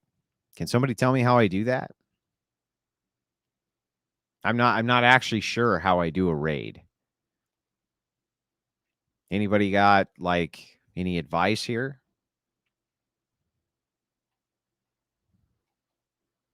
Because I'll totally do it.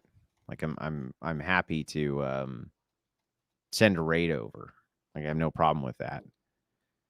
But I'm not actually sure how to do that. Does anybody know how you do that? Link his stream and send us? No, that's not the right way. There's another way that you do it. You can actually send your whole chat via YouTube. Let me see. Maybe I can look it up. To raid a streamer. YouTube. How the fuck do you do it? All videos. I don't want to watch a fucking video. Just read the highlight points. You know what I mean?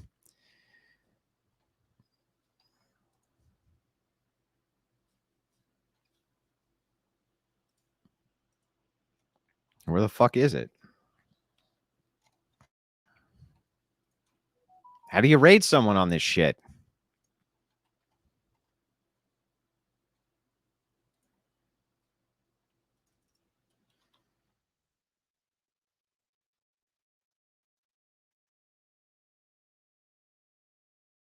Okay, blah, blah, blah, blah, blah.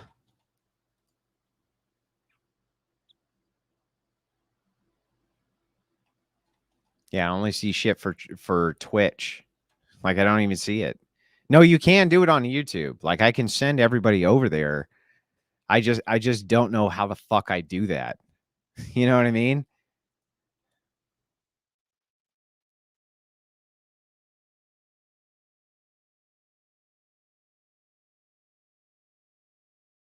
Now it's gonna, it's gonna piss me off until I figure it out now. How do I turn on raids on YouTube? It's just all videos. Where's the text? I can read through the text in 15 seconds.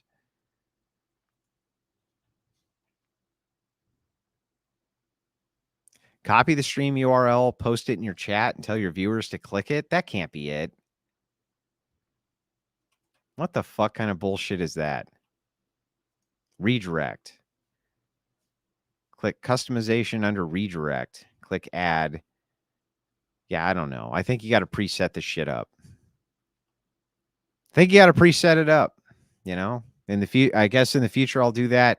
For now, let me just put the fucking link in chat. Okay, put the link in chat.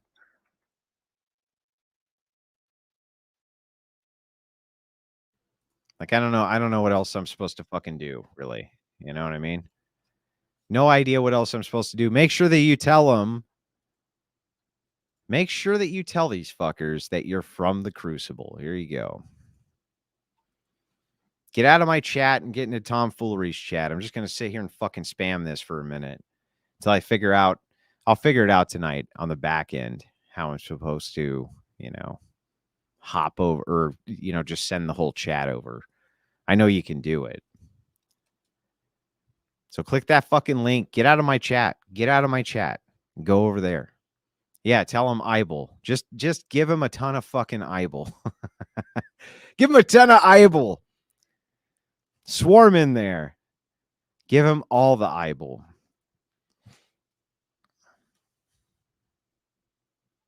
Get over there. Get out of my chat.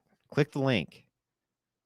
I'm only going to redirect traffic for like 1 more minute, and then I'm going to get the fuck out of here and, like, you know, go have delicious food and enjoy my night. So, yeah.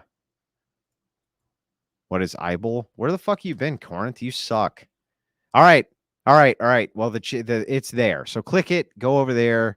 Raid Tom. I'll figure out how I redirect the entire chat later. From all of us here at the Crucible, again, to all of you out there in Crucible land, again, have a wonderful night.